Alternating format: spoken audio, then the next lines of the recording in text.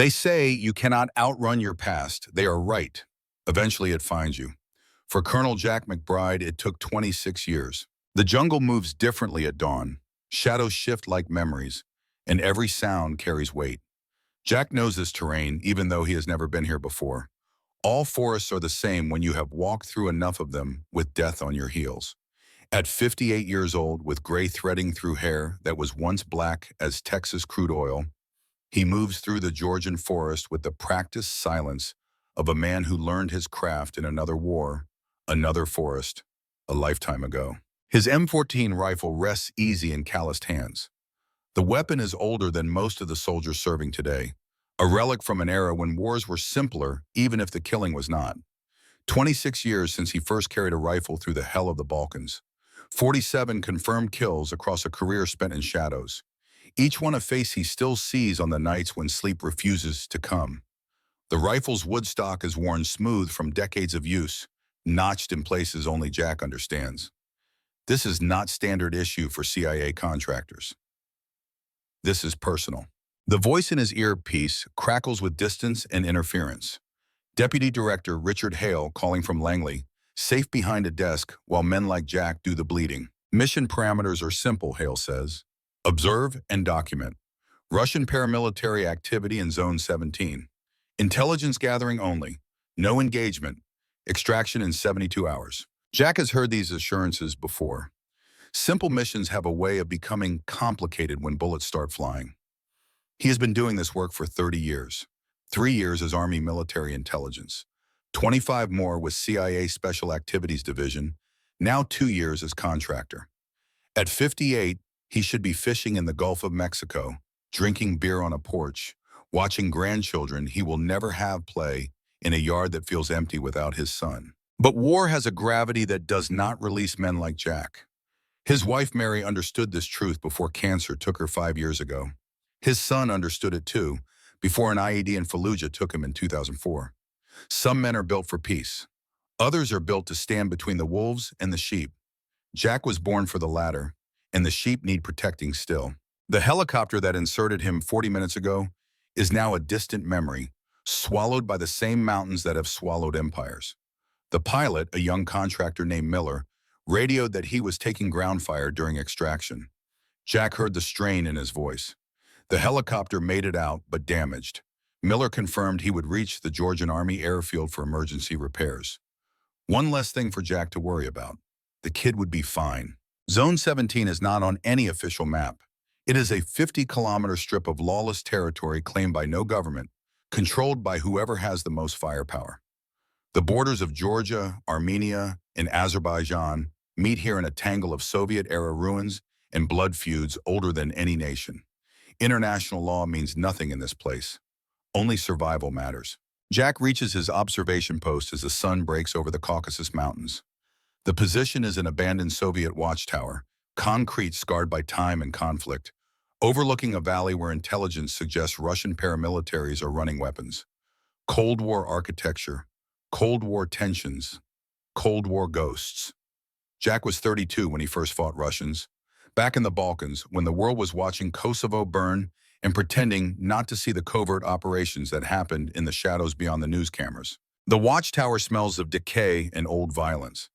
Propaganda posters peel from walls, faded Cyrillic text promising futures that never came. Jack sets up his surveillance equipment with the efficiency of ritual. Spotting scope mounted, camera positioned, satellite phone tested. Everything works. Everything is ready. Then he sees them. Through the 20-power scope, the valley spreads before him in cruel detail.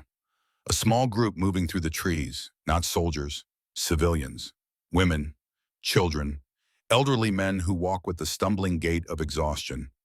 12 people, maybe 15, ragged and desperate. Refugees fleeing something terrible enough to drive them into this lawless zone where mercy does not exist. Behind them, spaced at tactical intervals, come the hunters. Jack counts 30 men, professional movement, Russian military gear. They are not chasing the refugees so much as herding them, driving them towards some predetermined killing ground. This is not war. This is sport. The lead hunter raises his hand. The group halts. One of them points toward the refugees. They are close enough now that Jack can see faces through his scope. A woman clutching an infant, an old man who stumbles and is pulled to his feet by a younger woman, a teenage boy with dark hair and eyes too old for his face. The hunter pulls his sidearm, aims at the old man. The sound of the shot reaches Jack 2 seconds after he sees the muzzle flash. The old man drops. The refugees scatter like startled birds, but there is nowhere to run. The hunters close in, laughing. Jack's finger moves to his trigger, then stops. Mission parameters are clear. Observe only. No engagement. This is not his fight. These are not his people. He has followed orders his entire career because orders are what separates soldiers from murderers, civilization from chaos. The chain of command exists for reasons that transcend individual conscience. Another shot, a woman falls. Jack's jaw tightens. His finger rests on the trigger guard. Not the trigger. Not yet. Through the scope, he watches a young mother shield her child with her body. The hunter's rifle swings toward them. In that moment, Jack McBride makes a choice that will change everything. The voice in his head is his father's voice, the old ranch foreman who taught him to shoot jackrabbits in West Texas when Jack was 8 years old. Sometimes, his father told him, you got to choose between following orders and doing what is right. A man who can live with watching evil happen so he can keep his job safe ain't much of a man at all. Jack exhales. The world narrows to the space between heartbeats. 400 yards to target. Wind from the east at 6 miles per hour. Elevation advantage. The hunter's head fills the scope's reticle. Squeeze, don't pull. Breath half out. Steady. The M14 barks once. The sound rolls across the valley like thunder. 400 yards away, the hunter drops before his brain can register the bullet that killed him.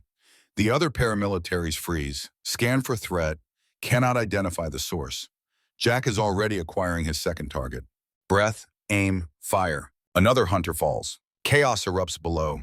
The hunters scatter, seeking cover, shouting in Russian. Professional soldiers, they know death when it visits. Jack puts 2 more rounds down range before they can organize. 2 more hunters drop. The refugees are running now, plunging into the forest, driven by the survival instinct that has kept humans alive since the first predator stalked the first prey. Jack fires twice more, covering fire, suppression, giving the civilians time to disappear into the trees. The remaining hunters return fire, but they are shooting at ghosts. They do not know where Jack is positioned, do not know if they face 1 sniper or 20. Their rounds impact harmlessly against rocks and trees 200 yards from Jack's actual position. He counts to 30. Silence settles over the valley like smoke. The hunters have withdrawn to regroup and assess. The refugees are gone. 5 hunters dead. Mission parameters thoroughly violated. Career likely over. Jack should feel something about this. Regret, perhaps. Fear of consequences. He feels nothing but the calm that always comes after violence. Jack disassembles his position with practiced speed. The hunters will be calling for reinforcements, triangulating his location, planning their response. He needs to be gone before they can coordinate. But first, he needs to find the refugees. They are still in danger. The hunters will track them down within hours unless someone leads them to safety. The voice in his earpiece is Hale again, sharp with alarm. McBride, report. We registered weapons fire at your location. Status? Contact with hostile forces, Jack says flatly, engaging to prevent civilian casualties. Your orders were observe only. Disengage immediately and move to extraction point Alpha. Negative, Jack replies. Civilians in immediate danger. Providing assistance. McBride, that is a direct order. Disengage. Jack removes the earpiece, drops it on the concrete floor, steps on it. The plastic crunches under his boot heel. He shoulders his pack and moves into the forest, tracking the refugees by the trail they left in their panic. Broken branches, disturbed earth. The path is clear to anyone with experience. It takes Jack 3 hours to locate them. They have gone to ground in a cave system cut into the hillside, probably used by shepherds in some more peaceful time. Now it shelters 12 terrified people who have seen too much death and expect more at any moment. Jack approaches carefully, hands visible, rifle slung. The last thing he needs is to get shot by panicked civilians after surviving professional soldiers. A woman emerges from the cave mouth, mid-40s, dark hair pulled back, eyes that have seen too much but still carry intelligence. She holds a rock like a weapon, her body positioned between Jack and the cave where the others hide. "You are American military," she says in accented English. Russian accent, but the grammar is precise. "Educated." "I am a contractor," Jack replies. "I observed hostile forces. I intervened." The woman studies him. She is evaluating, calculating odds, making decisions that will determine whether these people live or die. Jack recognizes the weight of command in her eyes. She has been making these choices for some time now. "They will hunt us," she says. "They always hunt us. Then we need to move to defensible terrain. I know a position 12 kilometers north. We can hold there until extraction." The woman looks at him carefully. "Why would you help us? We are nothing to you." Jack thinks of his son, 18 years old and immortal until he was not. He thinks of Mary telling him to come home from just one more mission. He thinks of all the faces he sees at night, the ones he killed and the ones he failed to save. "Because someone should," he says. The woman nods slowly. "My name is Elena Kasparov. I was journalist in Moscow before everything. These people are witnesses, families of dissidents. We exposed war crimes and they want us silent forever."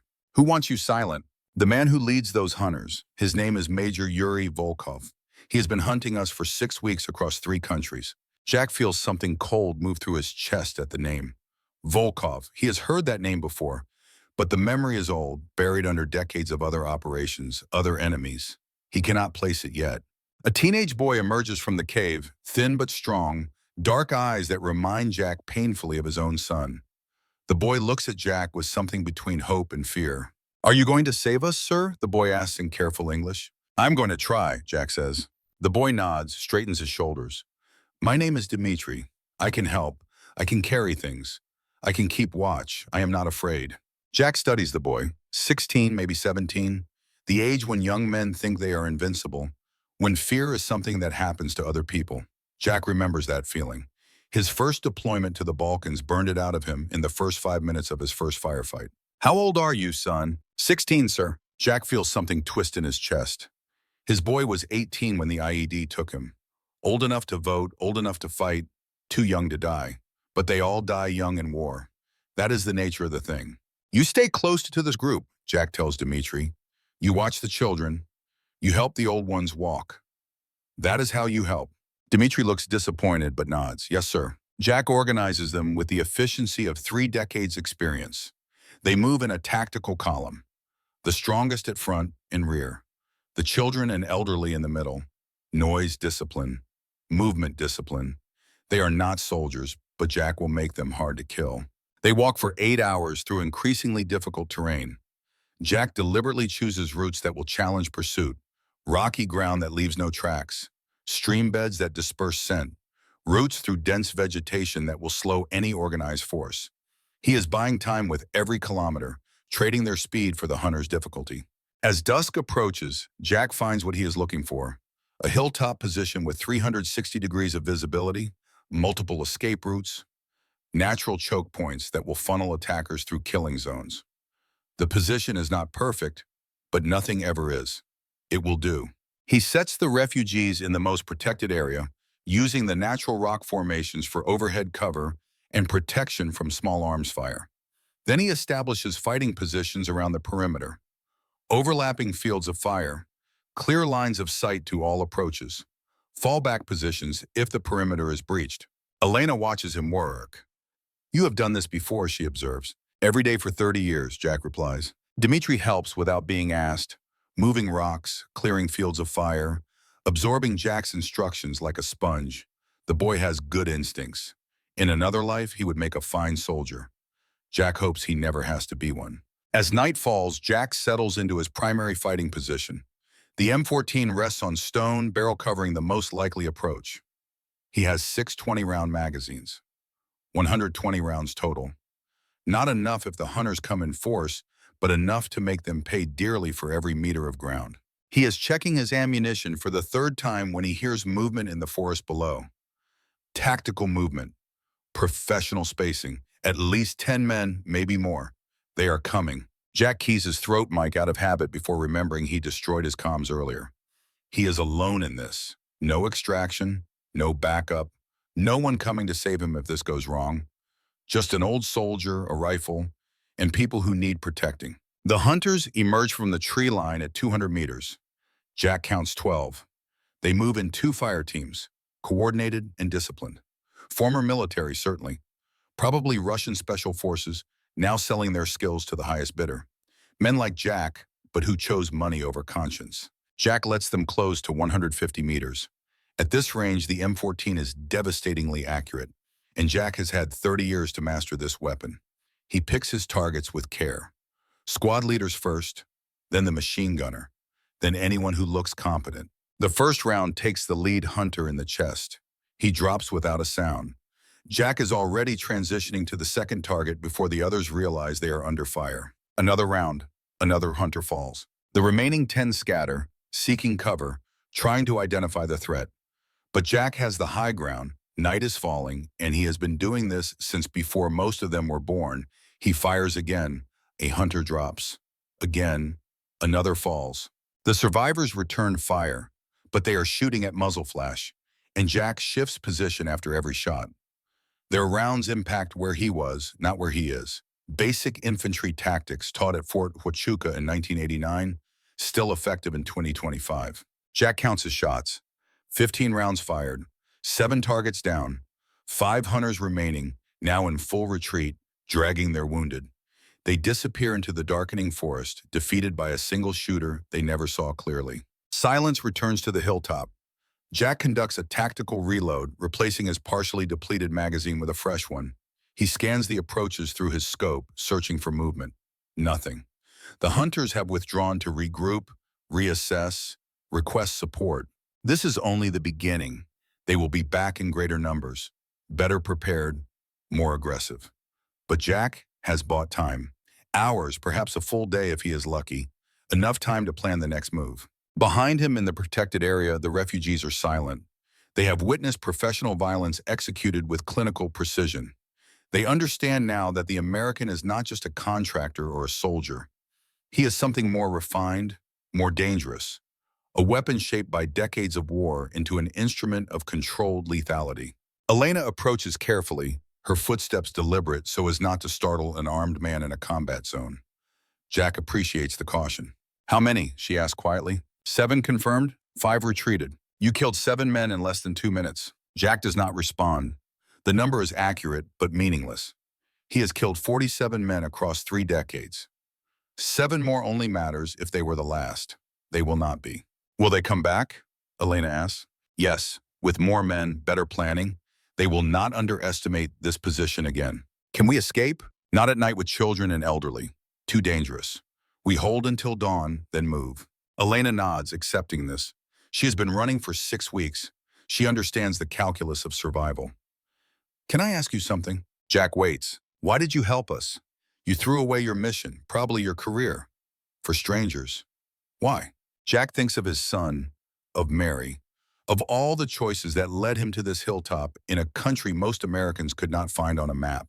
He thinks of the old rancher in Texas who taught him that a man is measured not by the orders he follows, but by the moments he chooses conscience over convenience. Because someone should, Jack says again. Elena studies him in the fading light.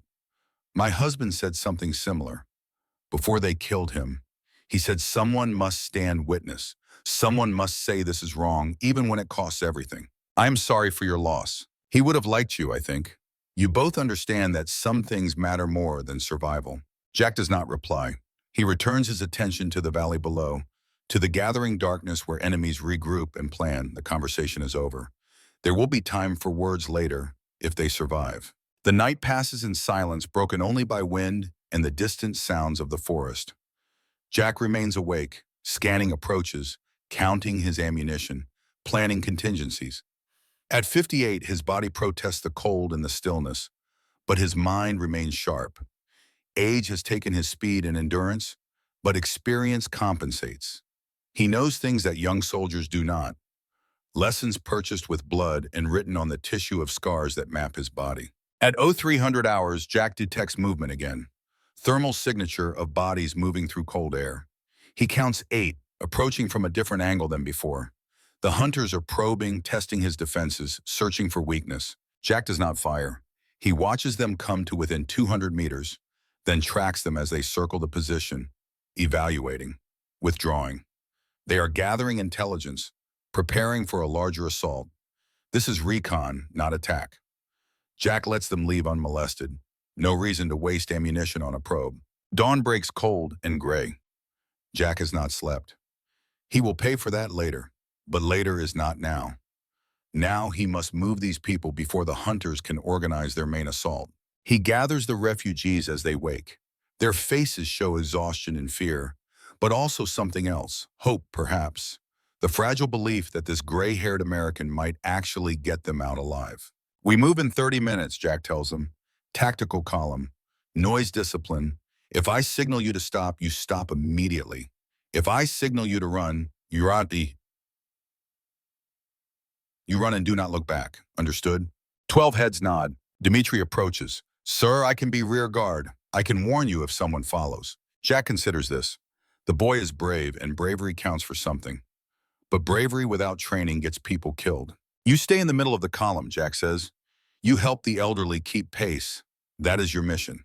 Dmitri looks disappointed but nods. Yes, sir. Jack leads them down the hill as the sun rises. They move northeast toward the Georgian border, towards some hope of international law and safety.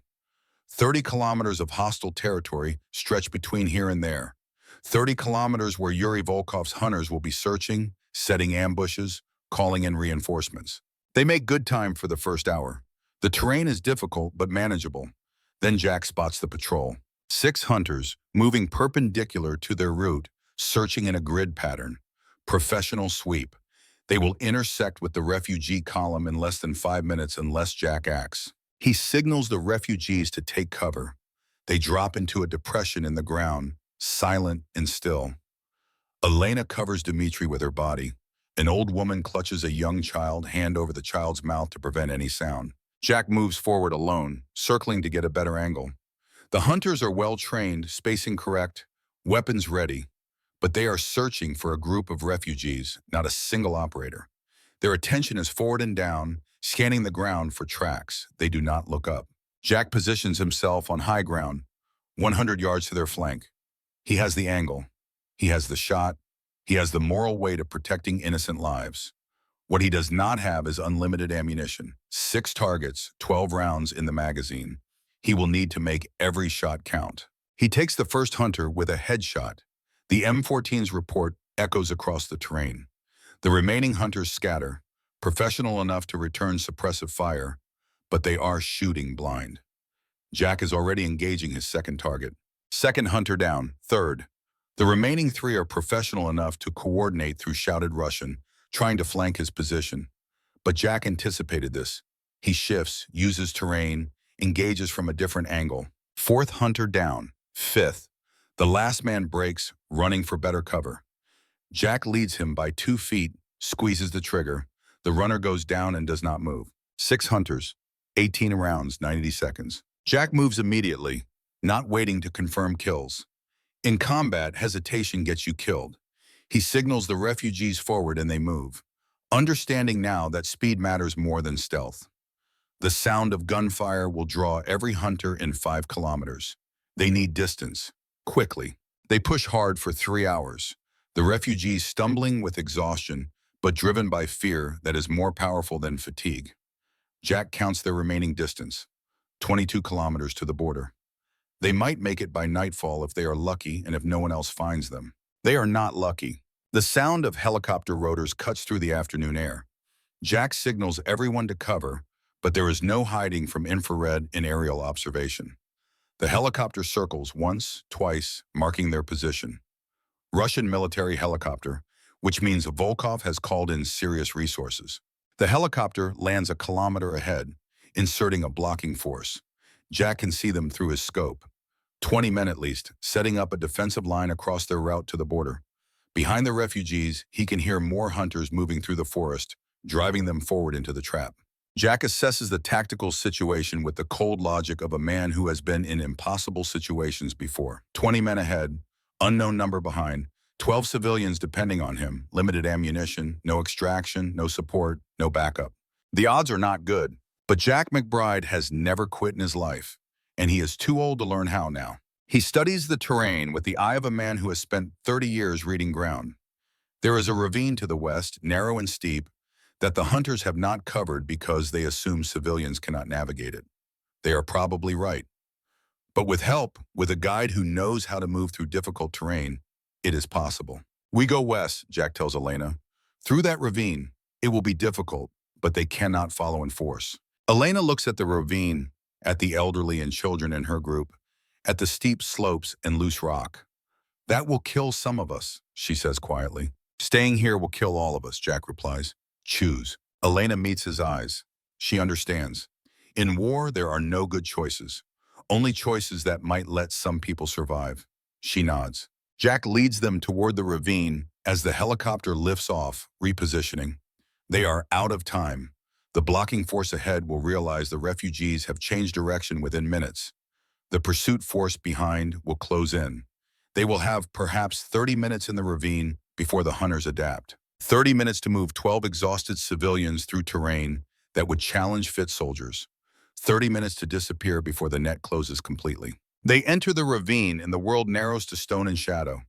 Jack moves first, testing the route, finding handholds, calling back instructions. Dmitri helps the elderly, his young strength compensating for their age. Elena carries the infant while its mother climbs. They move as fast as terror and exhaustion allow. Behind them, the sounds of pursuit grow louder. Jack checks his ammunition. 3 magazines remaining. 60 rounds. Against how many? 30 hunters? 40? The mathematics remain unkind.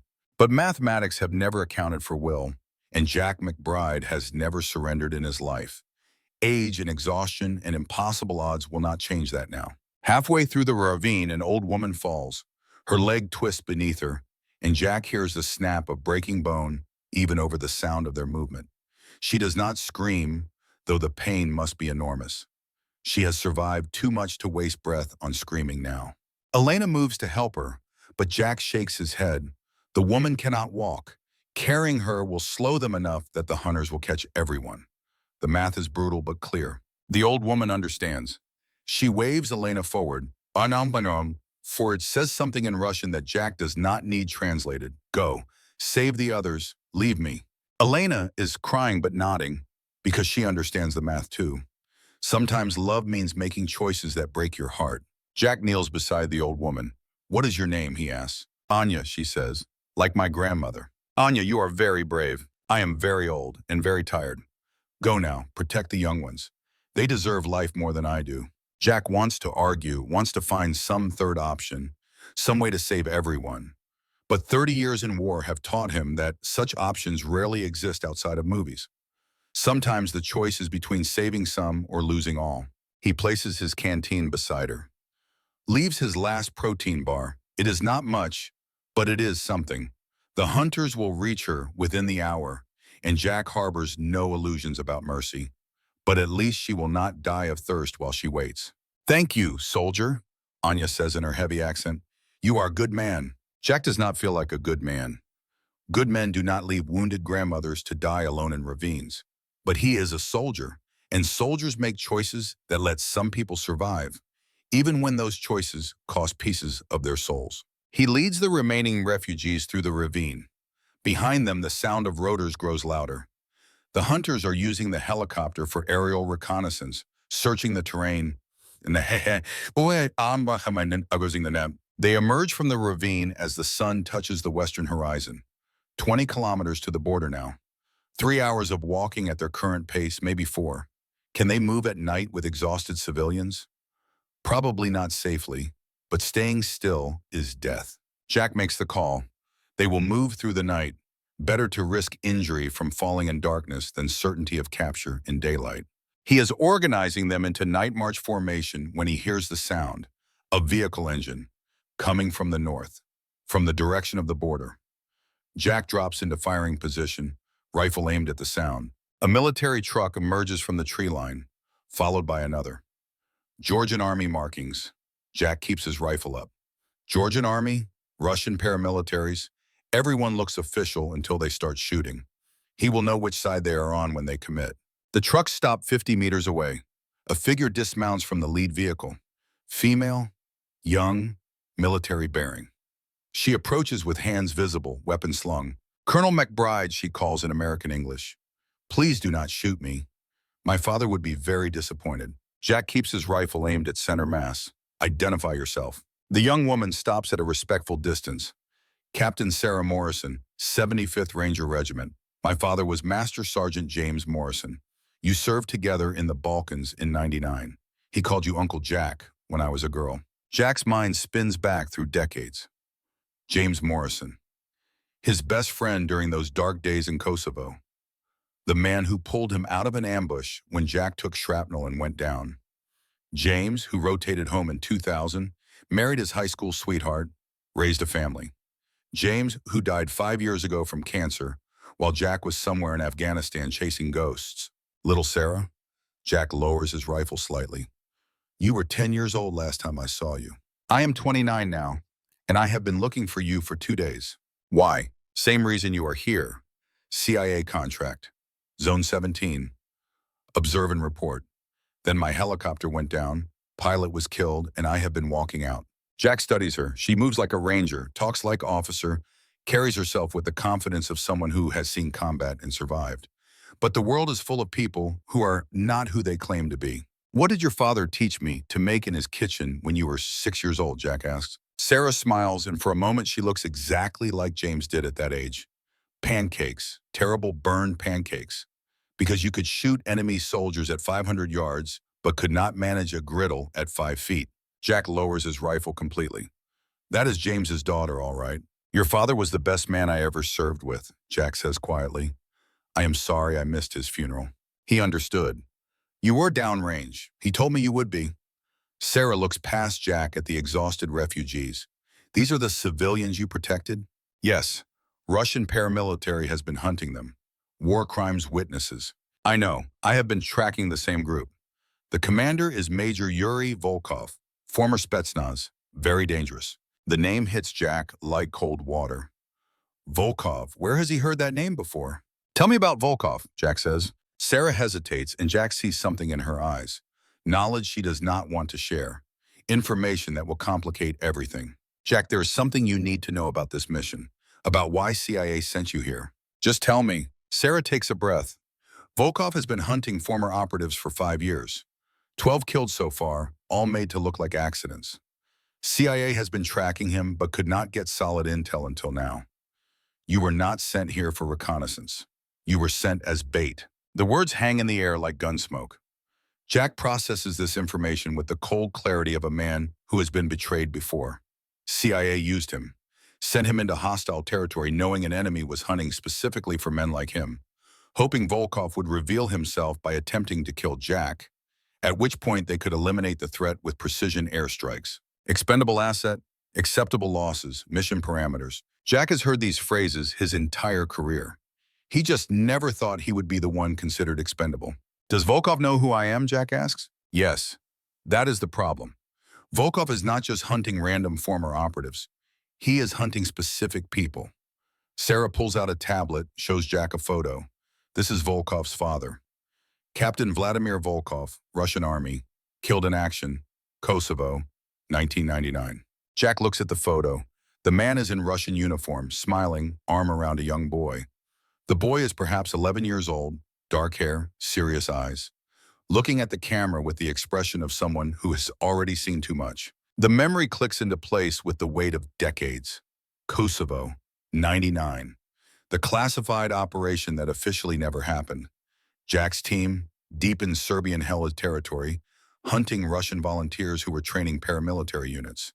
The ambush, the firefight, the impossible shot that Jack took because it was take the shot or watch his team leader die. 400 yards in the smoke. One bullet. The Russian captain dropped, and Jack's team extracted under fire. Mission success, enemy eliminated. Reports filed and forgotten. Except Jack did not forget. He never forgets.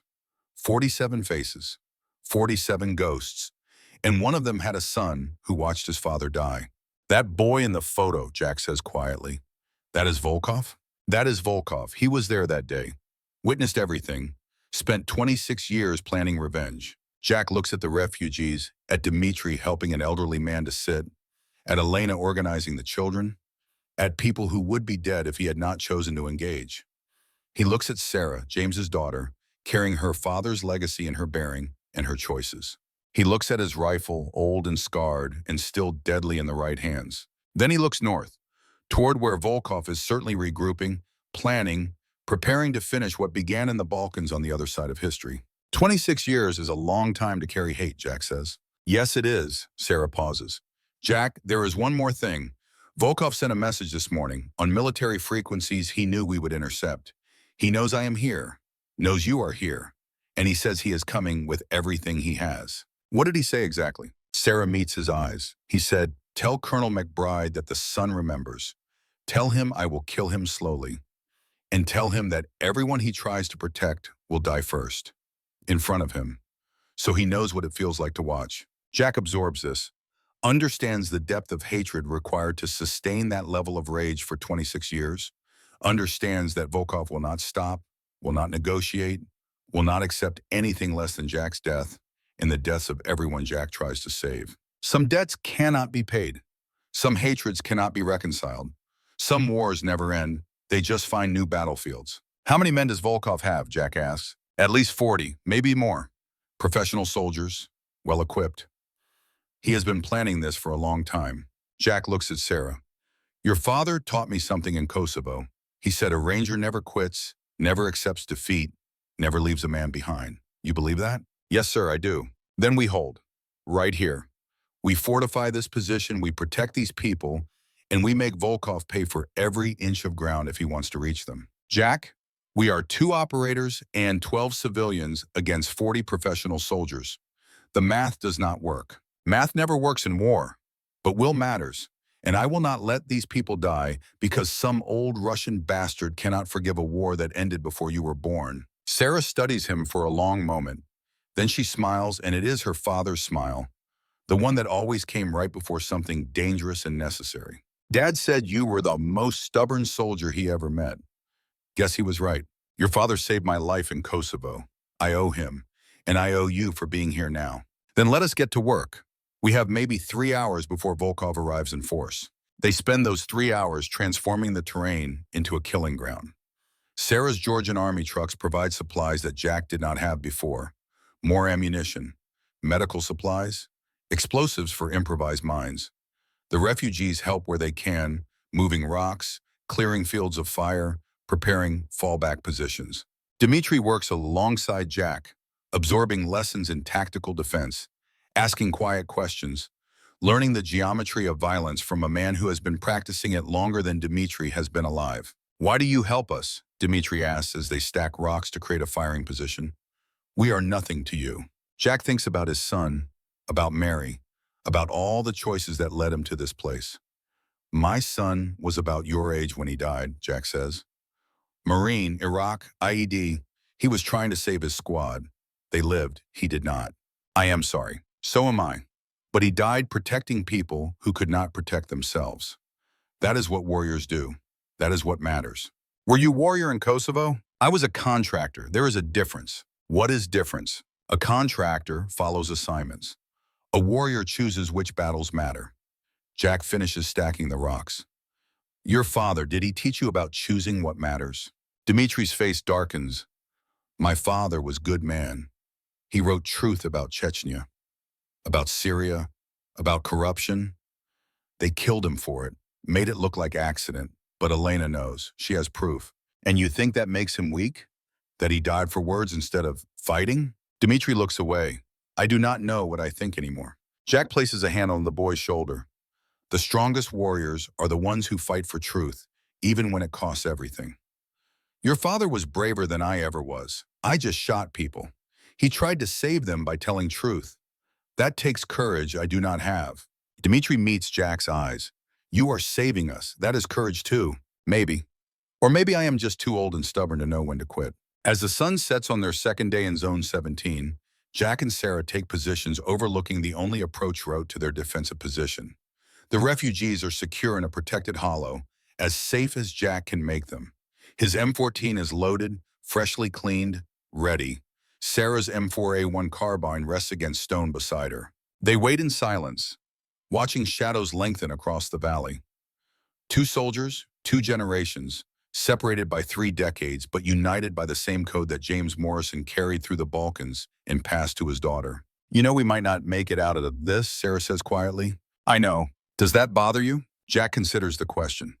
At 58, with his son dead and his wife gone and nothing waiting for him but an empty house in Texas, does the prospect of dying in a forgotten corner of the Caucasus bother him? I have made my peace with death a long time ago, Jack says.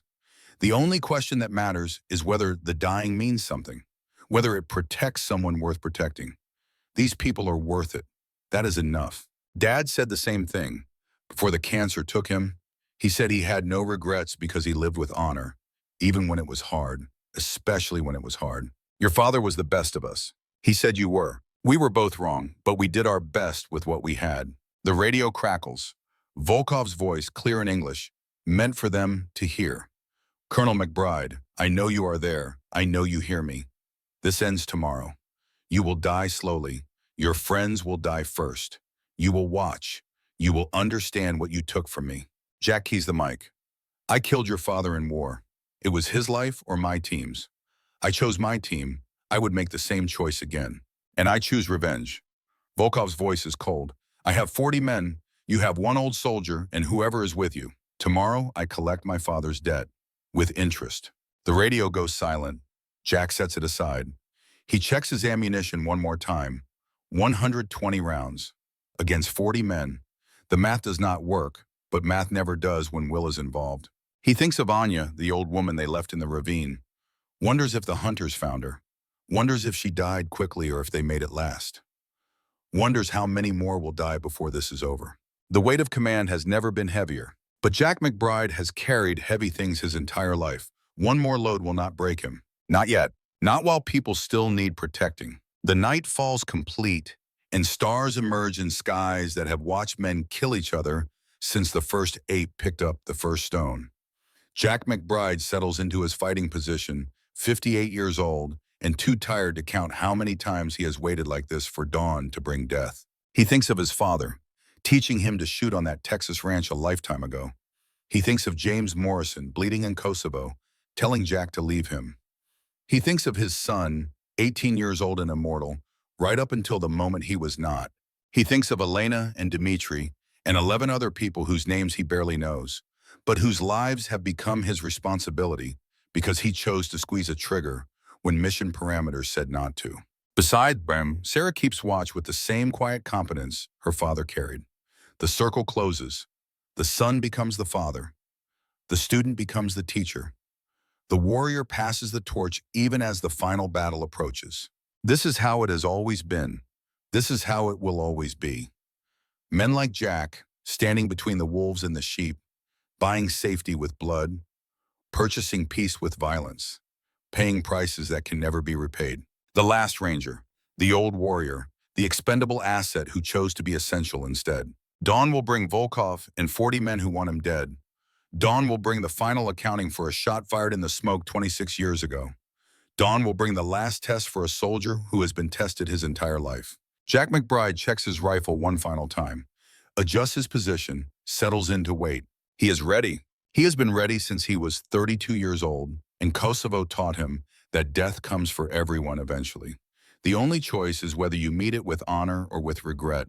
Jack has chosen honor. The rest is just mathematics and physics and the geometry of violence that he learned a lifetime ago and has practiced ever since. Somewhere in the darkness, Yuri Volkov prepares his revenge. Somewhere in the hollow below, 12 refugees try to sleep, guarded by 2 soldiers who will not yield. Somewhere in Texas, an empty house waits for a man who might never come home. And here on this hilltop in a country most Americans could not find on a map, Colonel Jack McBride settles in for his last stand, ready to pay whatever price honor demands, ready to give whatever sacrifice the mission requires. Because some things matter more than survival. Because someone must stand between the innocent and the darkness. Because 30 years of war have taught him that the only thing worth dying for is making sure others get to live. The stars wheel overhead. The night deepens. The countdown to dawn begins. And the last ranger keeps watch, rifle ready, conscience clear, prepared for whatever the morning brings. This is part 1. This is how it begins. This is the moment before everything changes forever. The ghosts of war have come calling, and Jack McBride will answer. One last time, dawn comes slowly to the Caucasus Mountains, painting shadows and shades of gray before surrendering to pale light. Jack McBride watches the transformation through eyes that have not closed in 36 hours. At 58, his body knows the cost of sleeplessness, knows the way exhaustion settles into bones and makes simple movements feel like pushing through deep water. But his mind remains clear, sharpened by the same fear that has kept him alive through 3 decades of war. Not fear of dying, but fear of failing the people who depend on him. Sarah Morrison sits 10 feet away in her own fighting position, also awake, also watching. She has her father's discipline. James taught her well before cancer took him. Jack wonders if James knew, in those final days, that his daughter would end up in a place like this, making the same impossible choices that defined his own service. Probably. James understood that some callings run in blood deeper than genetics. The valley below remains quiet, too quiet. Volkov's 40 men are out there somewhere, positioning, planning, preparing for an assault that will come with professional precision. Jack has fought Russians before, back in the Balkans when they wore different uniforms, but carried the same deadly competence. They do not make the mistakes that less disciplined forces make. They will probe for weakness, mask their strength against identified vulnerabilities, and press their numerical advantage without mercy. 2 operators and 12 civilians against 40 professionals. The mathematics of survival do not favor Jack's side, but mathematics have never accounted for will, and Jack's will has been forged in fires that burned hotter than most men ever experience. Sarah breaks the silence. Tell me about that day. Kosovo, 99, when you killed his father. Jack does not want to remember, but memory is not subject to preference. The past lives in him, whether he acknowledges it or not. Classified operation, CIA Special Activities Division, deep in Serbian-held territory where we were not supposed to be. Russian volunteer officers training paramilitary units. Our job was to disrupt that training permanently. How many in your team? 6. James was team leader. We were all contractors, experienced, thought we knew what we were doing. What happened? Jack watches the valley, but sees instead different mountains 2.5 decades past. We set up on a ridge overlooking their training camp. Russian captain was teaching small unit tactics, had his son with him. Maybe 11 years old. I remember thinking it was wrong, bringing a child to war. Then our position got compromised. Serbian patrol spotted us. Everything went loud. Sarah waits. She knows this story has weight that requires time to tell properly. The Russian captain was good, organized a response that should have killed us all. James took shrapnel in the shoulder. Could not move fast enough to extract. The captain was directing fire, and his people were closing in on James's position. I had maybe 30 seconds before they overran him. So you took the shot. 400 yards in the smoke from burning vehicles. Moving target. Wind. I was 32 years old and terrified. But James was my brother, so I took the shot. Jack pauses. The Russian captain dropped. His people scattered. We got James out. Mission successful. Filed the report. Moved on to the next operation. Never thought about it again until yesterday when you showed me that photo. That boy watched his father die because you chose to save James. Yes, and I would make the same choice today. James was my brother. His daughter sits beside me now because I squeezed that trigger. Some mathematics matter more than perfect morality. Sarah considers this. Dad never told me that story. Just said you saved his life. Said he owed you everything. He paid that debt 3 months later in Albania. Dragged me out of an ambush when I was too shot up to walk. We are even. Dad did not think so. He told me if anything ever happened to him, I should find you. Look after you. He said you were the kind of man who would fight until nothing was left, then keep fighting anyway. Said someone needed to watch your back because you never would.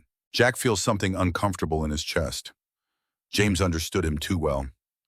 Your father was wise, and I am sorry I was not there when he needed me at the end. He understood. You were downrange, always downrange. That is who you are. Sarah shifts her rifle slightly. So what is the plan? How do we survive 40 professionals with what we have? We do not survive by being defensive. Jack has been thinking about this problem since Sarah arrived. We attrite them, make them pay for every approach. Force them to respect this position enough that they cannot just overrun us. Buy time. Time for what? Jack does not have a good answer. In conventional warfare, you buy time for reinforcements, for resupply, for artillery support. Here, there are no reinforcements coming. The CIA has written him off as acceptable losses. The Georgian army will not intervene in a firefight between foreign actors in disputed territory. Time buys nothing except more time, which eventually runs out. But saying that aloud serves no purpose except to demoralize. So Jack offers a different truth. Time for them to make mistakes. Volkov wants me dead more than he wants to be tactically perfect.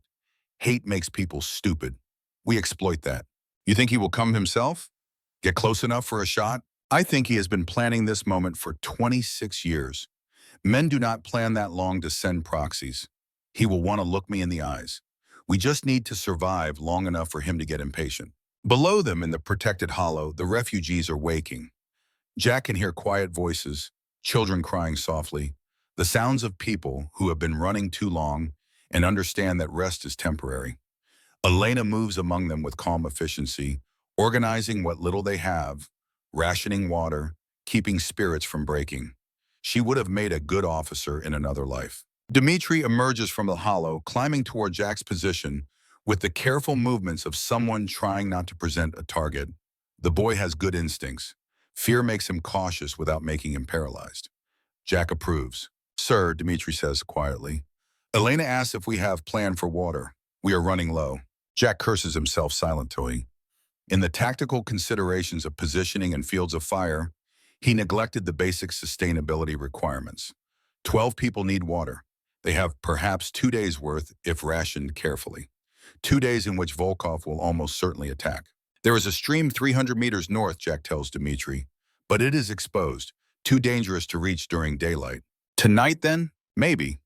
If Volkov does not attack today. But getting 12 civilians to water in darkness through hostile territory risks breaking something. A turned ankle becomes life-threatening when you cannot move. Dmitri nods, understanding. Jack sees the boy processing information, making calculations, trying to find solutions. The wheels turn behind his eyes in a way that reminds Jack painfully of his own son. That same earnest determination to help, to matter, to prove worth. His son had looked at him exactly that way at 16, asking to join the Marines, asking to follow his father's path. Jack had said no then. His son had joined anyway at 18 and died at 18 in a desert half a world away, proving that fathers cannot protect their children from the choices those children make. Can I help? Dmitri asks. I can carry more than the children. I can be useful. You are useful. Taking care of the others is the most important mission. That is what warriors do. We protect the ones who cannot protect themselves. But you and Captain Morrison protect us. Who protects you? Jack smiles without humor. We protect each other. That is enough. Dmitri wants to argue, but sees something in Jack's face that stops him. The boy nods and retreats to the hollow, leaving Jack and Sarah alone again on the hilltop as the sun climbs higher and the temperature begins to rise. The radio crackles to life. Volkov's voice, calm and measured, speaking English with barely a trace of accent.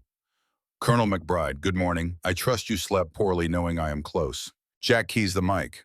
I have slept in worse situations. Your father taught me that in Kosovo. My father never knew you existed. You were one shot from a coward who hid on a ridge. You did not earn the right to speak his name. I did not hide. I took a tactical position and eliminated a threat to my team. That is what contractors do. Contractors murder for money. Soldiers face their enemies. There is no honor in what you did. Honor does not enter into it. My brother was dying. Your father was killing him. I chose my brother. Jack pauses. What would you have done in my place? Silence on the radio. Then Volkov speaks again, and his voice carries something that might be respect beneath the hatred. The same choice, perhaps, but that does not absolve you. You took my father from me, watched me watch him die. That is not war. That is cruelty. I was 32 years old and terrified. I did not think about the boy standing next to my target. I just knew that if I did not shoot, my best friend would die. Jack surprises himself with the honesty. I am sorry you saw that. No child should watch their father die, but I am not sorry I pulled the trigger. Then we understand each other. This is not about politics or nations. This is about blood. You took mine, I will take yours. And everyone you try to protect will die first. So you understand what loss means. I already understand loss. My son died in Iraq. My wife died of cancer. I understand perfectly. Then you will understand what comes next. Volkov's voice turns colder. I have 40 men. You have perhaps 2 soldiers and civilians who cannot fight. I could overrun your position in 20 minutes, but that would be too quick, too merciful. Instead, I will take my time. I will make you watch everyone die. Then I will let you live with that before I finally kill you. The radio goes silent. Jack sets it aside and checks his ammunition again. 5 magazines remaining, 100 rounds total after yesterday's engagements. He will need to make each one count.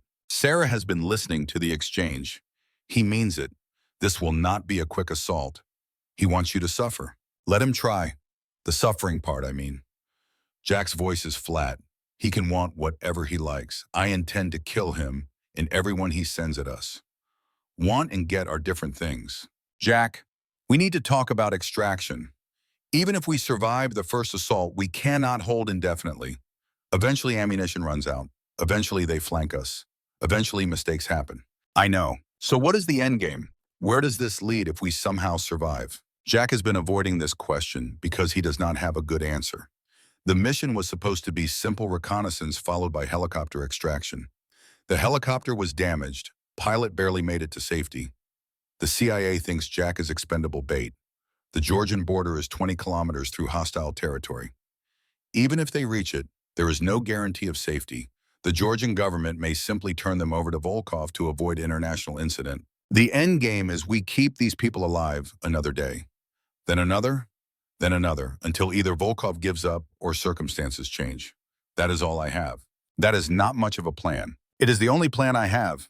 You got a better one? Sarah thinks about this, then shakes her head. No, I guess we keep fighting until we cannot fight anymore. Dad would do the same. Your father was smarter than me. He got out of this life mostly intact, raised a daughter, died in a bed instead of in the mountains. That is winning. He did not think so.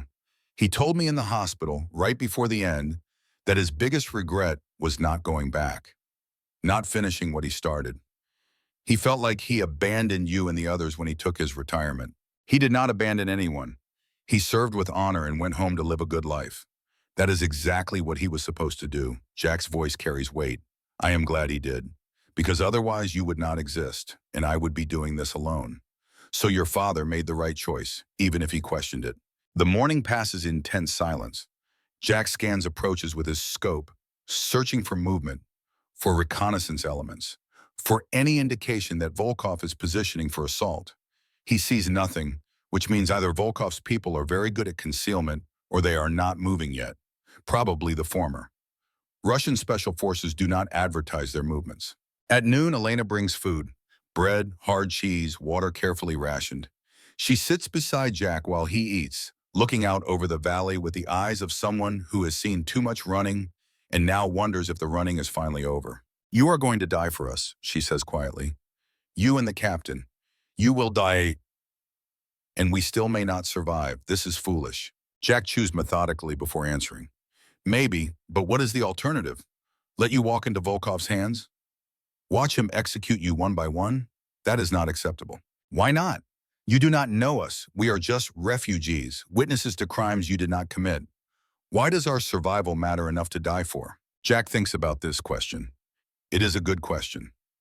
One he has asked himself 1,000 times across 3 decades. Why does he keep putting himself between bullets and people he does not know? What drives a man to sacrifice everything for strangers? My son died protecting his squad, Jack says finally. Marines in Fallujah, IED on a patrol. He saw it first. Could have saved himself. Instead, he pushed 2 of his brothers away and took the blast. He was 18 years old. Elena absorbs this. I am sorry. Everyone is sorry, but sorry does not change anything. He is still dead. His friends are still alive, and I am still here wondering if he learned that from me. If I somehow taught him that dying for others is noble instead of stupid. It is both, Elena says, noble and stupid, like all sacrifice. Yeah, Jack finishes the bread, but he saved 2 men who went on to have families, to live lives. His death purchased their future. Maybe that is enough. Is it enough? I do not know. But it has to be, because otherwise his death was just waste, and I cannot accept that. So I tell myself it mattered, that he was a hero, that his choice was right. And maybe if I die protecting you and Dmitri and the others, someone will say the same about me. Maybe that is all any of us get. The hope that our death means something to someone. Elena reaches out, puts her hand on Jack's scarred knuckles. Thank you, she says simply. For what? For choosing to make your death mean something to us, instead of dying alone and forgotten. That is gift, even if you do not see it yet. She leaves before Jack can respond. He sits in his fighting position, old rifle across his lap, watching the valley and wondering if she is right, if meaning is enough, if the hope of mattering compensates for the certainty of dying. He does not have an answer. He has never had an answer. He just keeps moving forward because stopping means thinking too hard about the cost. Sarah calls softly from her position. Movement, northeast approach. Range 600 yards. Count 4 individuals. Tactical spacing. Jack swings his rifles to bear.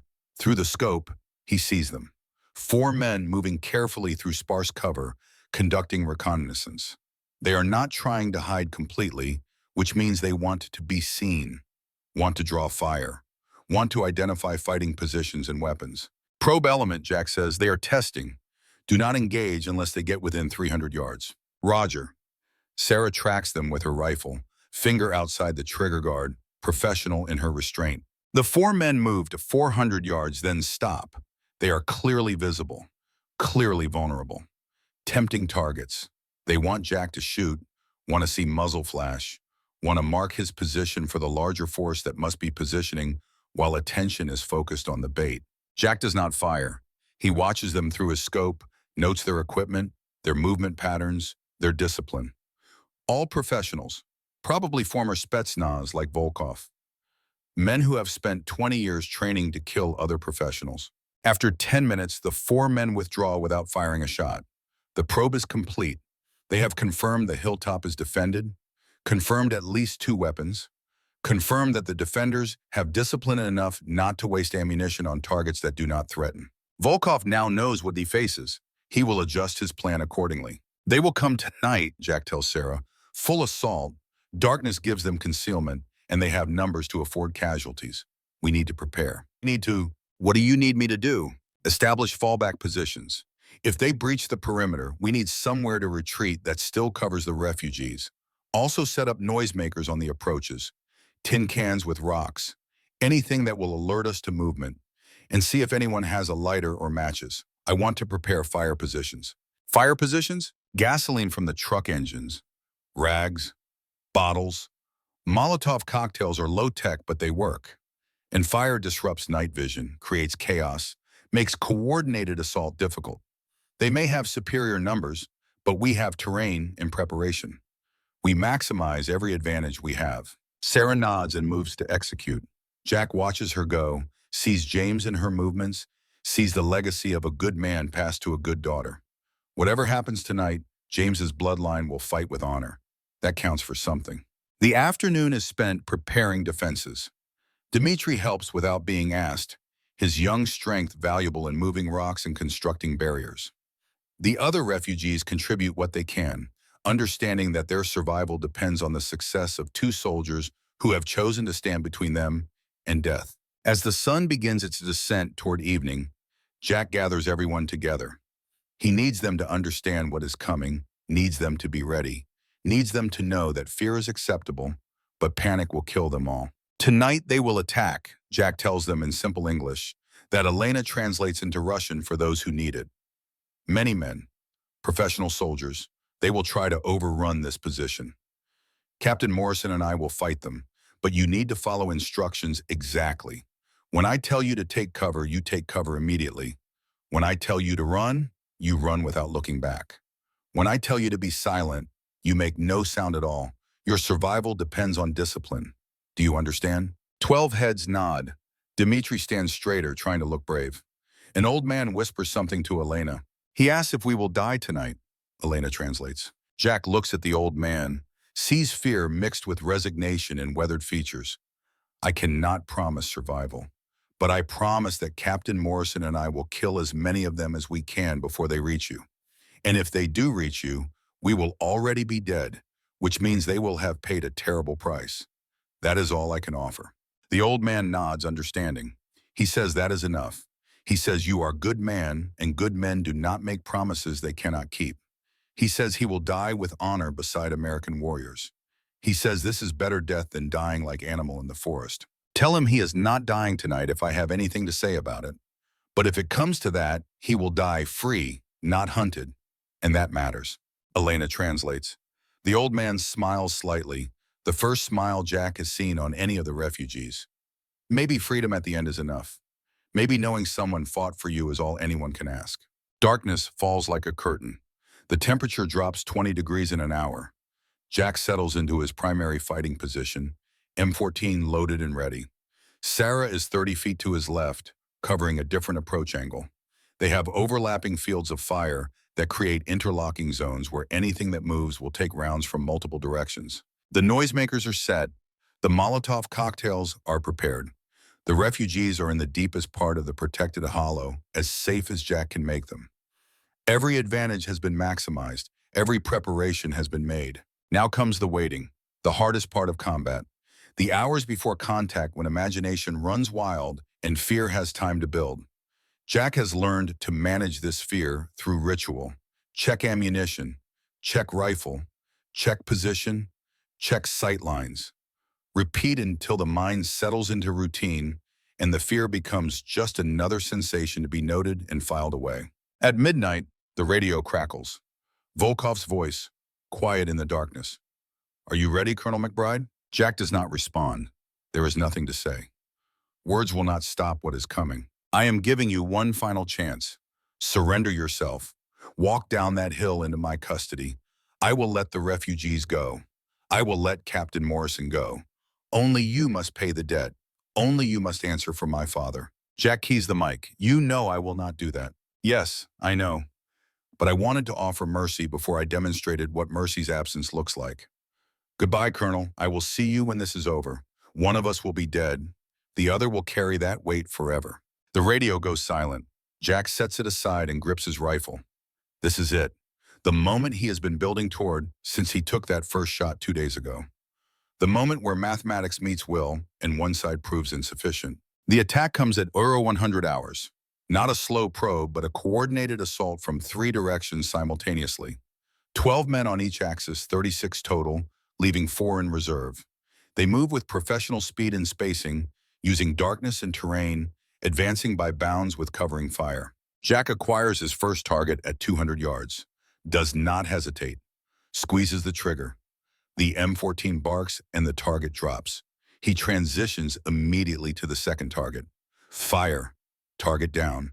Third target. Fire. Down. Sarah's M4 carbine adds its voice to the night. Rapid aimed fire, 3-round bursts, each burst finding flesh.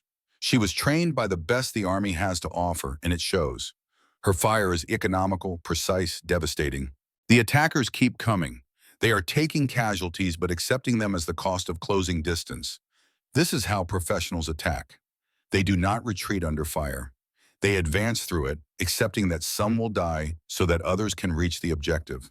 Jack empties his first magazine. 20 rounds, 15 seconds, 6 targets down. He conducts a tactical reload, drops the empty magazine into his cargo pocket, seats a fresh one, charges the rifle, back in the fight, all in under 4 seconds. Muscle memory from 10,000 repetitions across 30 years. The attackers reach 100 yards, close enough that Jack can see faces in muzzle flash.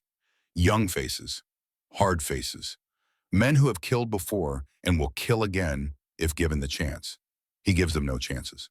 Picks targets methodically. Fires. Transitions. Fires. Transitions. The rifle becomes an extension of his will, sending death downrange with mechanical precision. One attacker gets close enough to throw a grenade. The explosive arcs through darkness, lands 15 feet from Jack's position. He has 2 seconds to decide. Abandon position and live, or stay and risk the blast. He stays. The refugees are behind him. Falling back means exposing them. So he hunkers down, makes himself small, and waits for the explosion. The blast is enormous at close range. Concussion hammers his body. Dirt and rocks spray over him. His ears ring with high-pitched whine that drowns all other sound. But he is alive, battered but functional, and his position holds. Jack shakes off the disorientation, returns to his rifle, acquires target through scope that now has a cracked spider webbing across the lens. Does not matter. He can still see well enough to kill. Fires, target drops, fires again, another falls. Sarah's position takes concentrated fire. Jack can see 3 attackers converging on her location, using supporting fire to suppress while they advance. She is returning fire but cannot cover all approaches simultaneously. She will be overrun in seconds unless Jack acts. He swings his rifle toward her position. Acquires the first attacker, fires, down, second, fires, down. The third attacker recognizes the new threat, swings his weapon toward Jack. For a frozen moment, they face each other across 100 yards of darkness.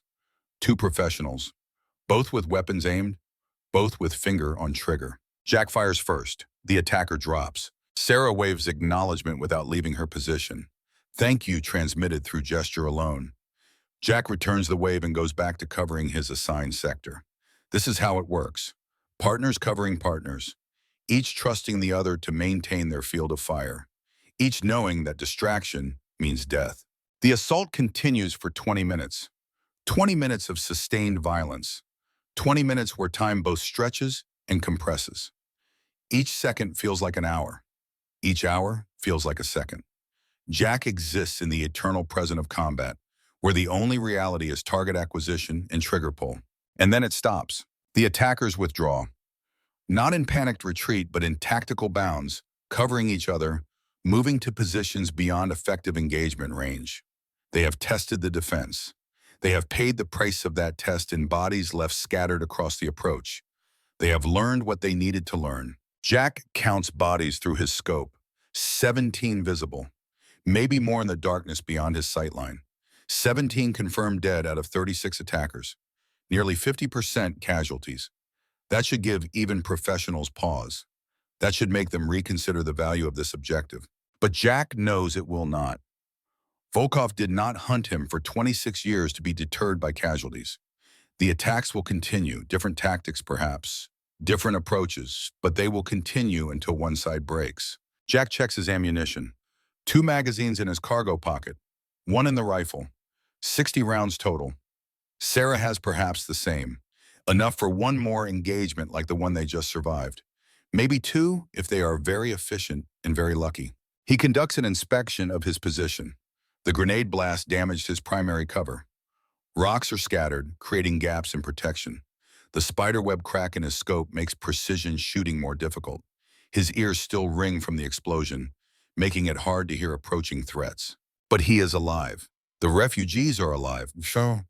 Sarah is alive. By that measure, they won this round. Sarah low crawls to Jack's position under cover of darkness. Her face is streaked with gunpowder residue and dirt. You good? Good enough. You? I am alive. That counts as good in this business. She looks at the damage to his position. That was close. Too close. Next time they may coordinate grenades. Suppress us with explosives while they advance. That would be how I would do it. Can we hold another assault like that? Jack considers lying, considers telling her that they can hold indefinitely, that ammunition and will are infinite, that morning will bring relief. But Sarah is James's daughter, and James taught her not to believe comforting lies. No, Jack says simply, we cannot hold another one like that. If they come with the same force, same coordination, they will breach the perimeter. We will kill many of them, but mathematics eventually wins. So what do? We make them pay so dearly that they decide the cost is too high. We make Volkov question whether revenge is worth this many dead soldiers. We fight until we cannot fight, then we fight some more. That is all we have. That is not much. No, but it is enough. It has to be. They return to their positions. The night deepens. The cold settles into bones. Jack watches the darkness for movement, but sees only shadows and shapes that might be threats or might be imagination. At 0300 hours, the radio crackles again. Volkov's voice, and for the first time, Jack hears something other than cold hatred, respect perhaps, or recognition of a worthy opponent. 17 men, Colonel. You killed 17 of my men in 20 minutes. That is impressive work for 2 operators. Jack does not respond. I admit I underestimated you. I thought age would have slowed you, made you weak, but you fight like the man who killed my father. Maybe better. Experience has value. Jack keys the mic despite his better judgment. Call it off, Volkov. You have lost enough men. This debt is not worth 40 lives. 40? I have 120 men within 20 kilometers. 40 was just the first wave. Now that I know your capabilities, I will adjust. I will bring everything, and you will die. Not tonight, perhaps, but soon. Why? Jack's voice carries genuine curiosity. Your father died in war 26 years ago. Why is this worth so many deaths now? Silence. Then Volkov speaks, and his voice carries something raw beneath the hatred. Because I watched him die. 11 years old, standing next to him, his blood on my face, his last breath in my ears, and there was nothing I could do. Nothing. I was child, helpless, watching the only man I loved die because a coward hit on a ridge with a rifle. I was not a coward. I was a contractor saving his brother, and I was a son losing his father. Which matters more? Jack has no answer. Both matter. Both are true. Both are insufficient justification and absolute justification simultaneously.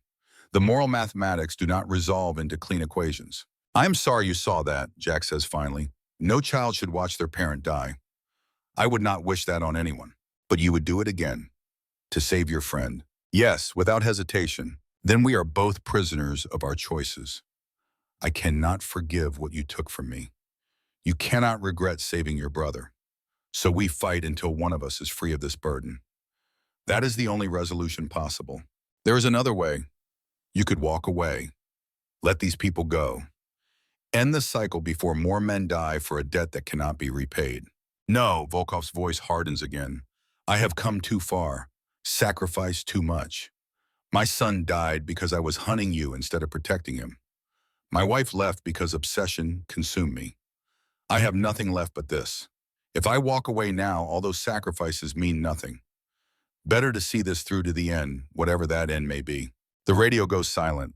Jack understands. Volkov has invested everything in revenge. Walking away now would mean admitting that investment was wasted, that 26 years of hatred led nowhere, that his father's death was just one more casualty in one more forgotten war. For some men, that realization is more terrifying than death. So they will continue. Attacker and defender, hunter and hunted, 2 old men fighting for the ghosts of their younger selves, neither able to see a path to peace. Dawn comes again. Gray light reveals the cost of the night's fighting. 17 bodies scattered across the approaches, visible testament to the price of assault. Jack studies them through his damaged scope. Young men, professional soldiers, now dead because an old Russian cannot forgive an old American for surviving a war they both fought. Elena brings water and stale bread, sits beside Jack while he eats mechanically. You killed 17 men last night. She says it without judgment, merely observation. Yes. Does it bother you? Jack thinks about the question. Should it bother him? Should he feel something about 17 more faces added to the 47 he already carries?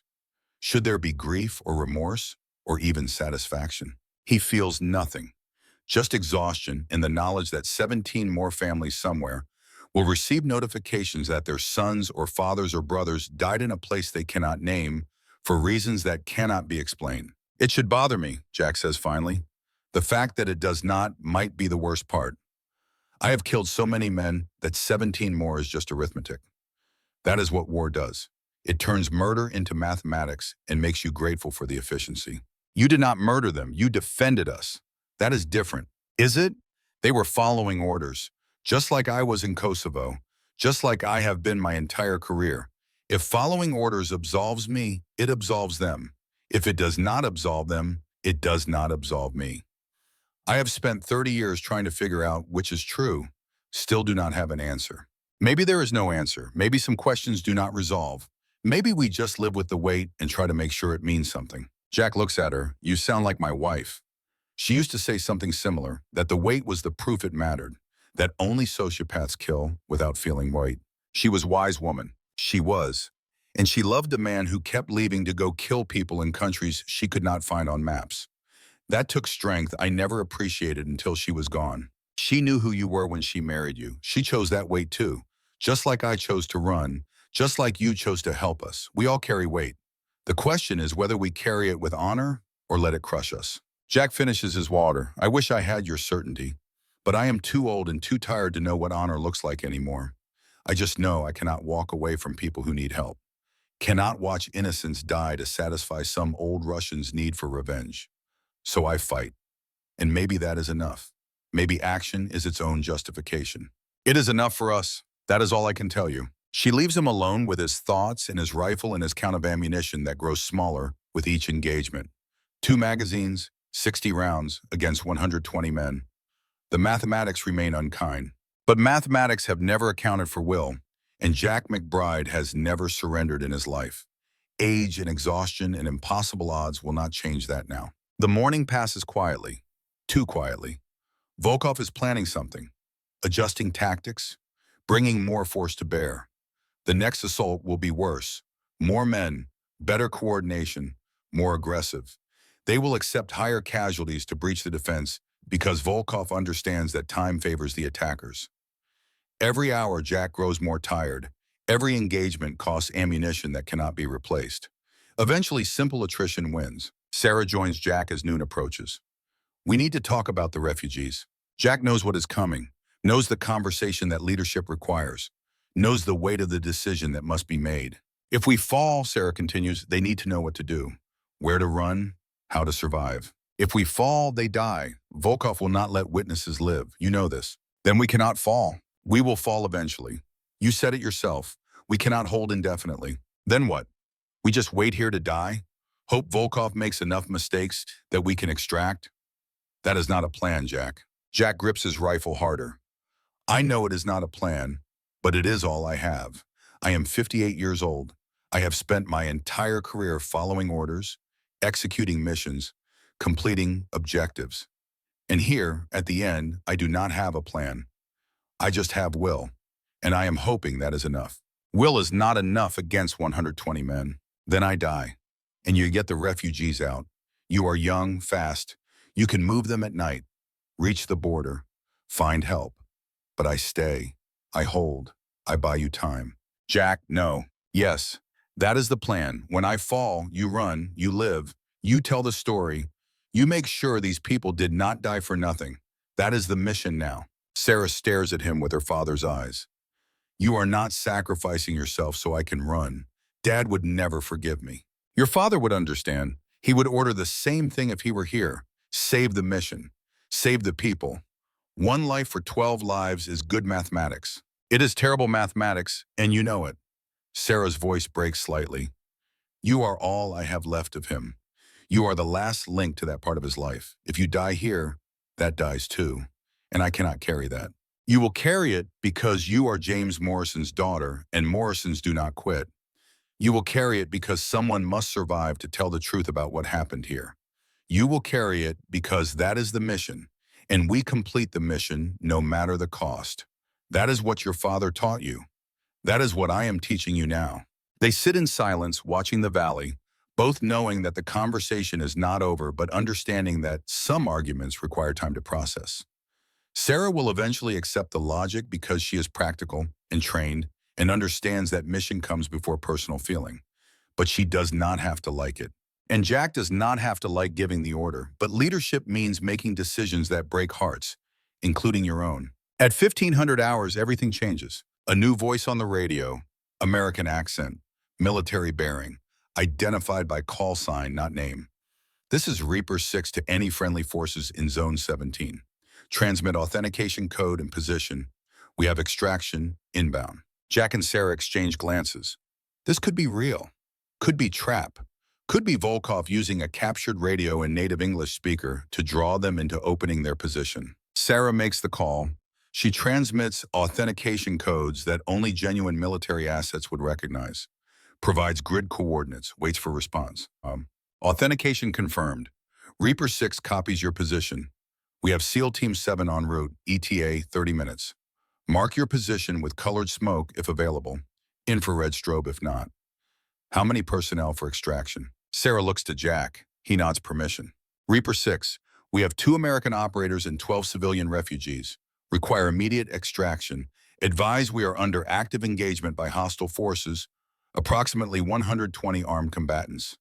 LZ is not secure. Copy all. SEAL team is combat configured and ready for hot extract. Hold your position. Reaper 6 out. The radio goes silent. Jack and Sarah stare at each other, afraid to believe that help is actually coming. That after 2 days of fighting alone, the cavalry has arrived. Who sent them? Sarah asks. Does not matter. Someone realized we were in trouble. Someone gave the order to extract. That is enough. Unless it is a trap. If it is a trap, we die 30 minutes from now instead of tonight. I will take those odds. Jack moves to prepare the refugees.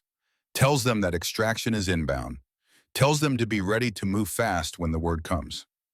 Tells them that this is not over, that they still must survive the next 30 minutes. But that hope has arrived in the form of American Special Operations soldiers who will not leave them behind. Dmitri helps organize the others. The boy has grown into the role of assistant, understanding what needs to be done without requiring detailed orders. Jack is proud of him, this boy who is not his son, but reminds him so painfully of what his son might have become. 20 minutes pass, then Jack hears it. The sound that has meant salvation and death in equal measure across his career. Helicopter rotors, multiple aircraft, coming in fast and low. He marks their position with an infrared strobe, invisible to the naked eye, but brilliant to night vision equipment. The helicopters adjust course, vectoring directly toward the hilltop. That is when Volkov makes his move. The assault comes from all sides simultaneously. Not 40 men or 36. Everything. 120 soldiers attacking in coordinated waves, using the helicopter noise to mask their approach, determined to overrun the position before extraction can occur. Jack and Sarah open fire with everything they have. Sustain fire, choosing volume over precision because there are simply too many targets for precision to matter. Jack's M14 runs dry. He reloads. Fires. Reloads. Fires. His last magazine. The attackers keep coming. They are taking horrific casualties, but pushing through, driven by Volkov's will and their professional determination. They will reach the perimeter in seconds. The helicopters flare overhead. 2 Blackhawks, doors open, soldiers already fast roping down. American Special Operations soldiers, SEALs, hitting the ground, weapons up, and immediately engaging hostiles. The tide turns in seconds. 12 fresh operators with night vision and superior training devastate the assault. The coordinated fire from multiple angles breaks the attack's momentum. Volkov's men begin falling back, recognizing that they can no longer win this engagement. A SEAL lands next to Jack's position. Older than the others, gunny stripes visible even in combat, face weathered by decades of war, eyes that have seen everything and somehow retained humanity despite it all. The SEAL looks at Jack, takes in the gray hair, the exhausted features, the rifle that has been firing continuously for 2 days. Recognition flashes across his face. Colonel McBride? The SEAL's voice carries disbelief. Jack McBride. Jack nods, too exhausted for words. The SEAL breaks into a grin that seems inappropriate for a combat zone. Sir, I am Gunnery Sergeant Marcus Hall. I served with James Morrison. You saved his life in Kosovo. He was my team leader in 2000. Best damn contractor I ever served under. Jack stares. Marcus Hall. The name surfaces from memory. A young operator in James's unit, serious kid, good soldier. One of the few who made contracting a career. Gunny Hall, you are how old now? 52, sir, and still too stubborn to retire. Now let us get you and these civilians out of here before Volkov reorganizes. The extraction is textbook professional. SEALs establish perimeter. Refugees loaded first. Sarah next, Jack last, because that is how leadership works. You protect your people, then you save yourself. As the helicopter lifts, Jack looks down at the hilltop that was his home for 2 days, at the fighting positions he built, at the ground marked by blood and brass casings in evidence of desperate men making last stands. Somewhere down there, Volkov watches the extraction, watches his enemy escape, watches 26 years of planning come to nothing because American Special Operations soldiers are very good at rescuing their own. Jack wonders if this is over, wonders if Volkov will accept defeat and withdraw, wonders if he will ever stop looking over his shoulder for the Russian who cannot forgive. But those are questions for tomorrow. Today, he is alive. The refugees are alive. Sarah is alive. Marcus Hall pulled them out of hell because some bonds transcend time and service. Jack closes his eyes as the helicopter banks towards safety. Lets exhaustion finally claim him. Lets the weight settle into bones that have carried it too long. He survived. Again. Despite odds. Despite age. Despite everything. But survival is not victory. Not yet. Not while Volkov still hunts. Not while the debt remains unpaid. The war continues. It always continues until one side breaks or both sides die. Jack is too tired to care which comes first. He just knows he will face it when it comes. Because that is what he does. What he has always done. The last Ranger. Still standing, still fighting, still refusing to quit. The helicopter carries him toward tomorrow. Toward whatever comes next. Toward the reckoning that has been delayed but not avoided. And Colonel Jack McBride, 58 years old and impossibly alive, accepts that this is his fate. This is his burden. This is his honor. To stand between the innocent and the darkness, until the standing becomes falling, until the will finally breaks, until the last round is fired and the last breath taken. But not today. Today, he flies towards safety with people he saved in a future that remains uncertain but possible. Today, that is enough. The helicopter's interior smells of hydraulic fluid and old blood. Jack McBride sits against the vibrating bulkhead, watching the Caucasus Mountains recede beneath him. 2 days of combat have left their mark in ways both visible and invisible. His hands shake slightly from exhaustion and adrenaline withdrawal. His ears still ring from sustained gunfire. His body aches in places he had forgotten could ache. But he is alive. They are all alive. 12 refugees huddled together in the cargo bay, faces showing the stunned relief of people who expected death and received deliverance instead. Sarah Morrison sits across from him, weapon across her lap, eyes closed but not sleeping. The vigilance of a soldier who knows rest and safety are temporary conditions in a world that wants you dead. Gunnery Sergeant Marcus Hall moves through the helicopter with the easy competence of a man who has made 1,000 extractions from 1,000 hostile zones. He checks on refugees, coordinates with the pilot, maintains security as if they are still in danger, which they are. Helicopters can be shot down. Safe houses can be compromised. Extraction is not the same as safety. It is merely distance from immediate threat. Marcus settles beside Jack, has to shout over the rotor noise. Sir, we are heading to a Georgian army base 20 minutes out. U.S. military maintains a liaison office there. You will be debriefed, then we can arrange transport back to Langley. Jack nods but says nothing. Debriefing means questions. Questions mean explanations. Explanations mean justifying why he violated mission parameters, engaged hostiles, protected civilians, and generally did everything except what CIA ordered him to do. His career is almost certainly over. At 58, mandatory retirement was coming anyway. He just accelerated the timeline by a few months. Marcus seems to read his thoughts. For what it is worth, sir, you did the right thing. Those people would be dead if you had followed orders. Sometimes the right choice and the ordered choice are not the same thing. Your career will survive this, Gunny. Mine will not. Do not tie yourself to my decisions. Sir, I have been in the Corps 30 years. I am retiring next year regardless. If they want to make an issue of pulling out a Medal of Honor candidate and 12 refugees from a hot zone, let them try. The press would love that story. I am not a Medal of Honor candidate. I am an old contractor who went off mission and got a lot of people killed. You got a lot of enemy combatants killed while protecting innocents. There is a difference. Marcus pauses. Your friend James would be proud. He always said you had a compass that pointed true even when everyone else was lost. Jack feels the weight of that name. James Morrison. Dead 5 years, but still present in every conversation, every decision, every moment that requires choosing between what is ordered and what is right. James taught him that a man is measured by those choices, that following orders is easy, that doing right when it costs everything is what separates soldiers from warriors. How did you know James? Jack asked. You said you served with him. 2000 through 2003. He was my platoon sergeant. Best leader I ever had. Taught me everything about being a Marine. When I made Gunny, I went to his house to tell him. Brought a bottle of bourbon. We stayed up all night talking about the old days. Marcus smiles at the memory. He talked about you constantly, said you were the toughest man he ever served with, said you saved his life 3 times and never asked for anything in return. He saved mine 4 times. We were even. He did not think so. He carried guilt about leaving you behind when he rotated home.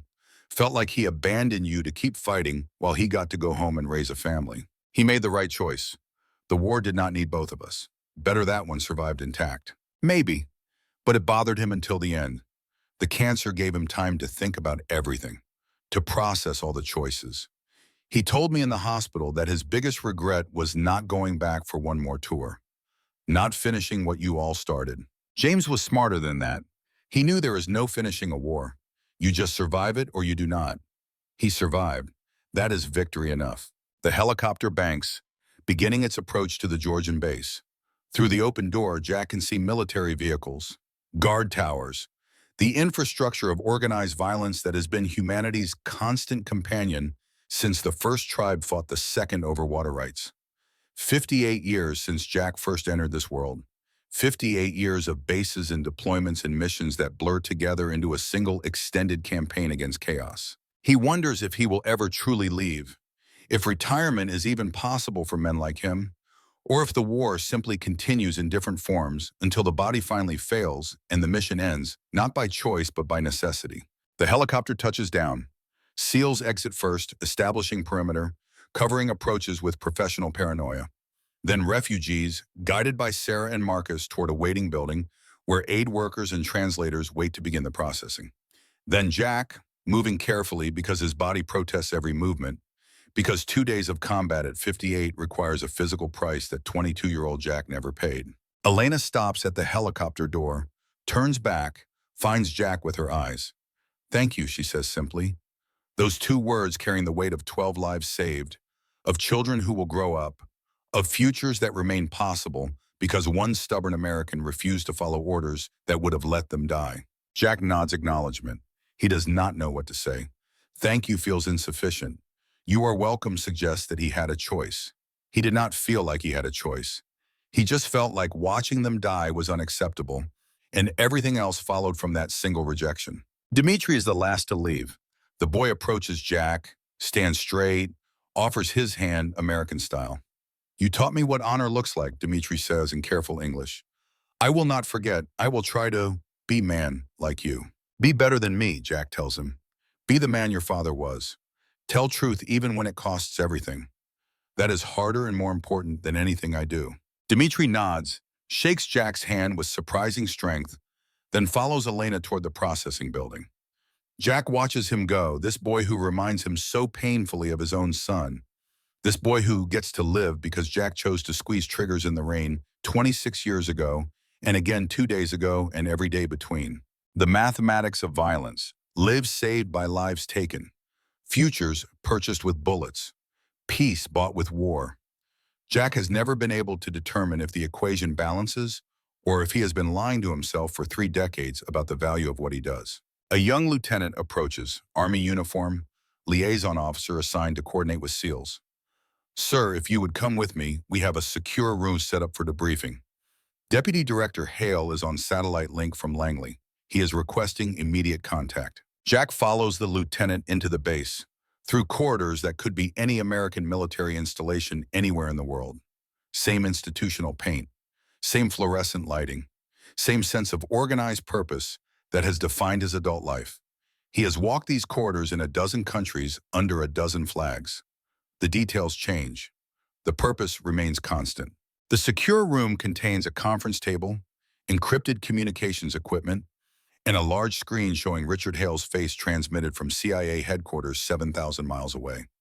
Hale looks older than Jack remembers, more tired, the weight of command visible in the lines around his eyes and the gray in his remaining hair. "Colonel McBride," Hale says without preamble, "I am going to ask you questions. You are going to answer them honestly.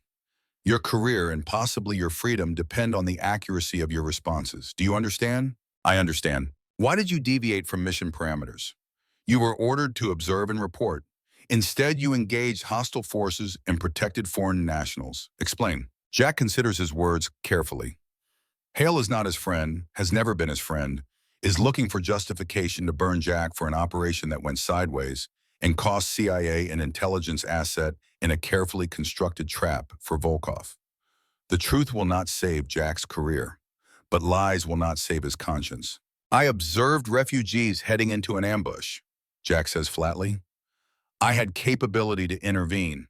I chose to intervene. Mission parameters did not account for civilian casualties that I could prevent. Mission parameters specifically forbid civilian contact. You knew this. You violated direct orders. Yes, sir, I did, and I would do it again. Hale's expression hardens. You do not seem to understand the severity of your situation. You were not sent to Zone 17 to play hero. You were an intelligence asset in a carefully planned operation to eliminate a high-value target. Your unauthorized actions compromised that operation and resulted in significant loss of life. Loss of life among hostile combatants attempting to murder refugees. I consider that acceptable losses. You do not make that determination, Colonel. I do. Your job was to follow orders, not substitute your judgment for mine. Jack feels anger building, the kind that comes from exhaustion and moral certainty.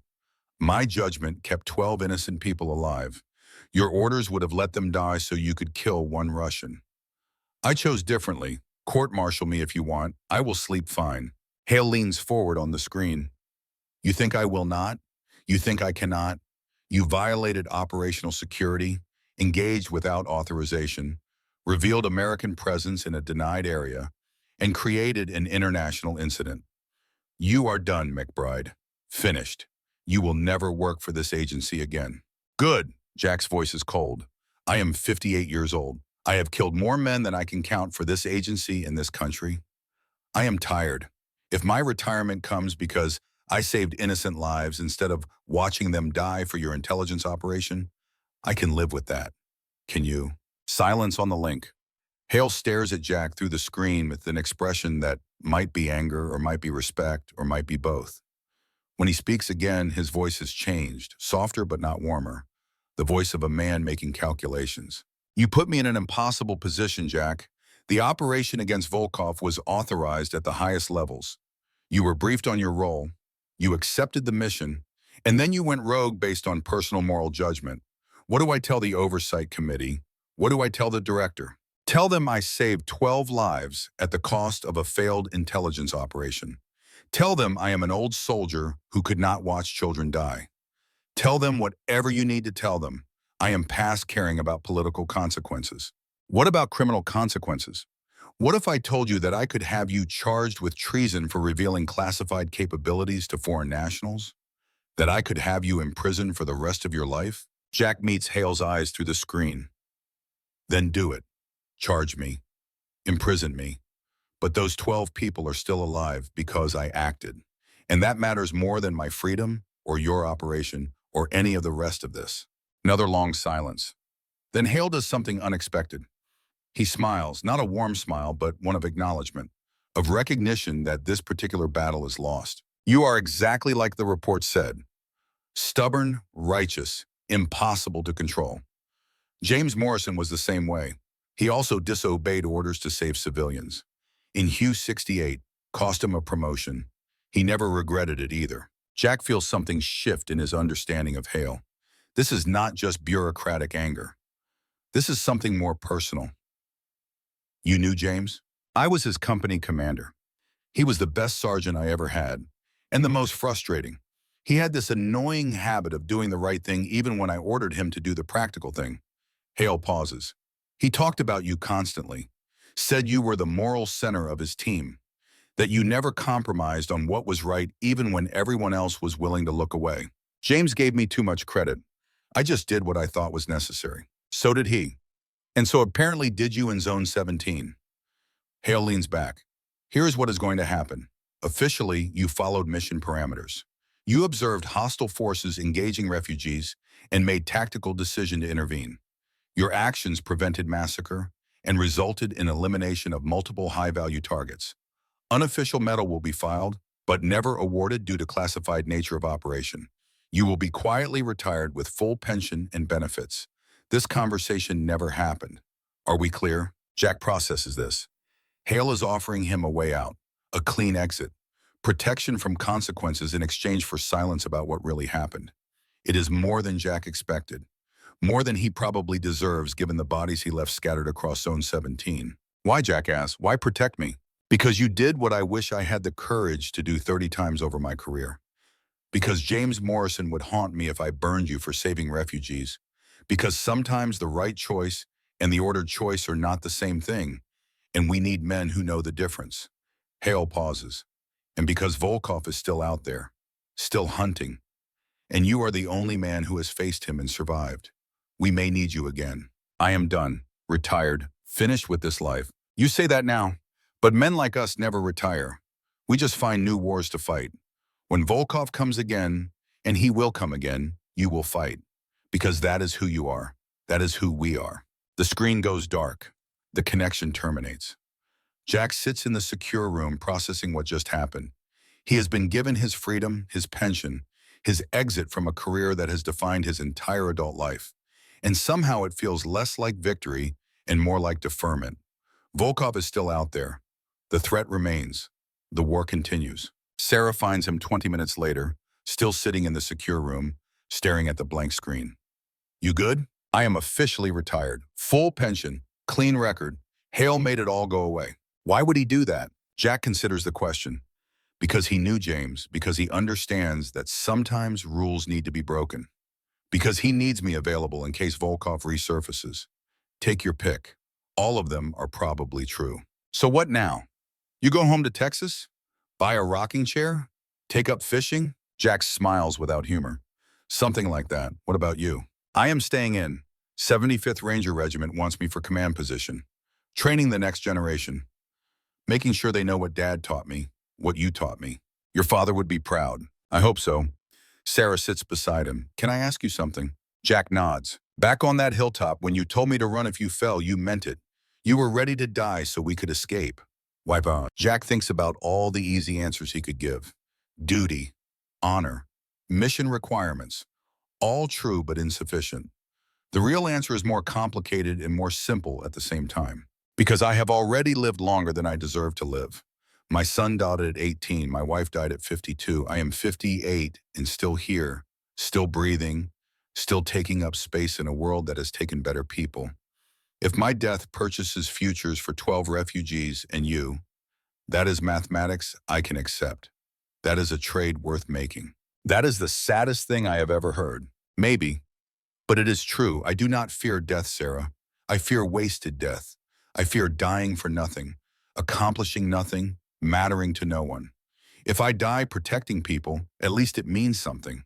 At least someone remembers and says that old man did something worthwhile at the end. Dad said the same thing, word for word, in the hospital before the cancer took him. Sarah's voice catches slightly. He said his only regret was not dying in combat because then his death would have purchased something. Instead, he just wasted away in a bed while his body betrayed him. Your father earned his peace. Do not diminish that. I am not diminishing it. I am just saying you both carry the same weight. The same need for death to mean something. And it breaks my heart that good men think their value is measured in how well they die instead of how well they lived. Jack has no response. She is right, of course. But right does not change how he feels, does not alter the mathematics that have governed his life since he was 22 years old and learned that survival is a gift purchased by others' deaths. They sit in silence. Two soldiers separated by 3 decades, but united by the same understanding that some burdens cannot be explained to people who have never carried them. The weight of command, the cost of decisions, the faces that haunt sleep, and the choices that haunt waking. Marcus Hall enters the room, breaking the moment. Sir, we have a problem. The refugees are processed and cleared for transport to a UN facility in Tbilisi. But there is an issue with one of them. The boy, Dmitri. He is asking to speak with you, says it is urgent. Jack rises, follows Marcus through the base to a holding area where refugees wait for transport. Dmitri stands apart from the others, Elena beside him, both showing tension in their body language. When Dmitri sees Jack, relief washes over his young face. Mr. Jack, Dmitri says urgently, I must tell you something. Something Elena and I have kept secret because we were afraid. Jack waits. Secrets in combat zones are rarely good news. Dmitri takes a breath. My name is not really Dmitri Kasparov. Elena adopted me, changed my name, hid me, but my real name is Dmitry Volkov. Major Yuri Volkov is my uncle. My father was his brother. They killed my father for writing truth about Chechnya. Elena saved me, raised me as her own. But if Volkov discovers who I am, he will want me back, or he will kill me for betraying family. Jack feels cold understanding settle into his gut. This changes everything. Volkov is not just hunting refugees. He is hunting his own nephew. The stakes are personal in ways that make tactical sense impossible. Does Volkov know? Jack asks. I do not know. My father and he had not spoken for years. Different sides of war, different beliefs about Russia's future. Maybe Volkov does not even know I exist. Or maybe he knows and has been searching. I do not know which is worse. Elena speaks, her voice tight with fear. When we ran, I thought we could hide forever. Change names, change lives, disappear into Europe. But Volkov found us anyway. Tracked us across 3 countries. I do not know how. I do not know what he wants. But I am afraid it is not just revenge against witnesses. I am afraid it is personal. Jack processes this information with the cold calculation of a man who has spent 50 years analyzing threats. If Volkov knows Dmitry's identity, he has been hunting his own nephew, which means the assault on the hilltop was not just about killing Jack. It was about recovering family, about claiming blood despite ideology and betrayal, which changes the tactical situation completely. Because Volkov will not stop, will not accept defeat, will hunt them across continents and oceans until he reclaims what he believes belongs to him by right of blood and family honor. Marcus reads Jack's expression. This is bad, is it not? This is worse than bad. If Volkov believes Dmitry is his family, he will spend any resource to recover him. And if he believes we have stolen his family, he will spend any resource to kill us. We just became priority targets for a man with nothing left to lose except revenge. What do we do? Jack looks at Dmitry, this boy who is not his son, but who carries the same weight of innocence caught in the machinery of adult violence. We protect him. We get him and Elena somewhere safe, somewhere Volkov cannot reach. And we prepare for the fact that this is not over. How do we hide from a man who has tracked them across 3 countries? We do not hide. We make him come to us on ground we choose. We set the trap instead of walking into his. Jack's mind is already working through options, considering resources, planning operations the way he has planned them for 50 years. But first, we need to know what Volkov wants. If he wants Dmitry alive or dead, if he wants reconciliation or revenge. Information determines strategy. How do we get that information? We ask him. Jack pulls out the radio he took from Zone 17, the one tuned to Volkov's frequency. We make contact. We negotiate. We see if there is a path that does not end with everyone dead. Sarah shakes her head. Jack, you cannot negotiate with a man who spent 26 years planning to kill you. There is no path to peace with Volkov. Maybe not, but we try anyway. Because if we do not try, then we are just accepting that more people die. And I am tired of accepting that. I want to find the path where some of us survive, where Dmitry gets to grow up, where Elena gets to see her adopted son become a man. That is worth trying for. Jack keys the radio. Major Volkov, this is Colonel McBride. I know you are listening. We need to talk. Static. Then Volkov's voice, surprising in its calm. I am listening, Colonel. You have something to say before I kill you? I have information you want. About someone you have been searching for. Someone in my protection now. Silence. Longer than before. When Volkov speaks again, his voice has changed. Carries something that might be hope beneath the hatred. Who? Your nephew. Dmitry Volkov, son of your brother, the boy you thought was dead or lost. He is here, alive, safe, and I am offering you a choice. What choice? You want him back. I understand that. He is your blood, your family, but he does not want to return to you. He believes you killed his father. He has chosen Elena as his family. So here is the choice. You can try to take him by force, which means killing me and everyone protecting him. Or you can walk away, let him live his life, honor his choice the way soldiers honor sacrifice.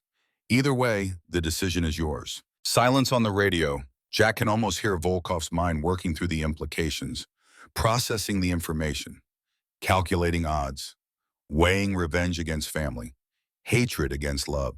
When Volkov finally speaks, his voice is raw.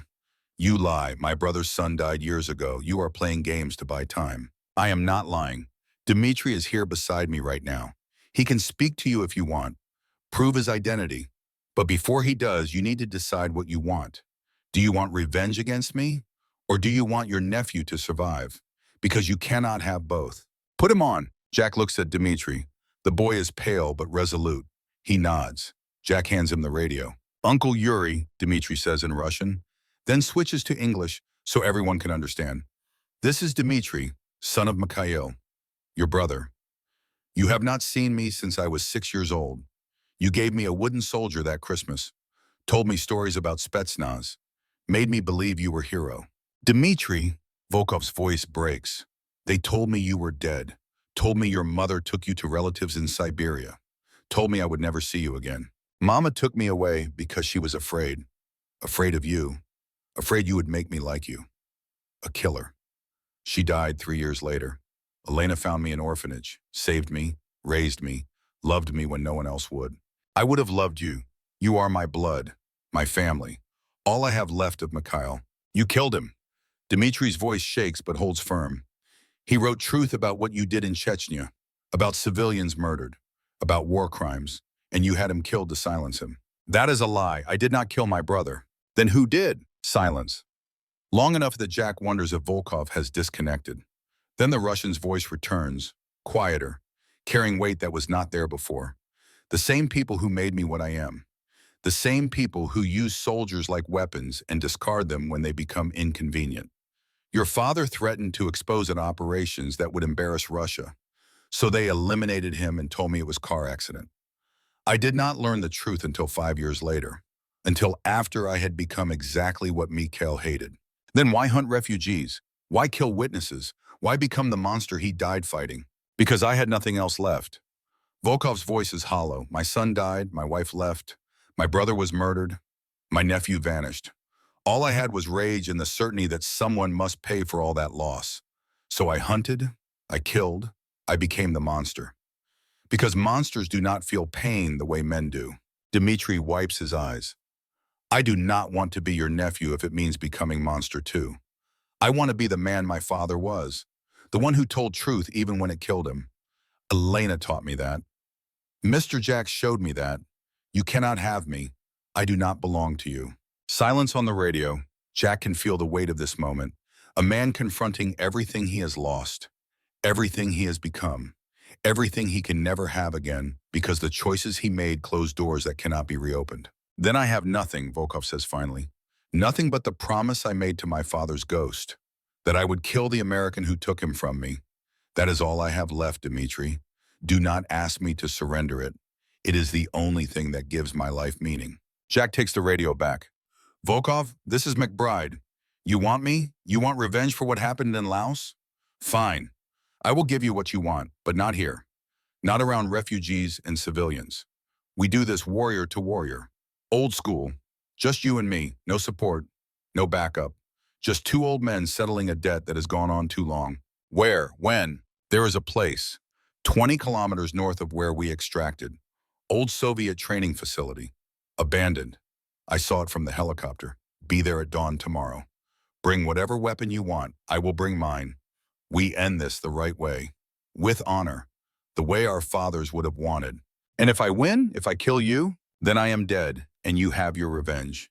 And maybe that is enough for you to let these people go. Let your nephew live his life. End the cycle before more blood is spilled. And if you win, then you are dead and everyone is free. Either way, this ends.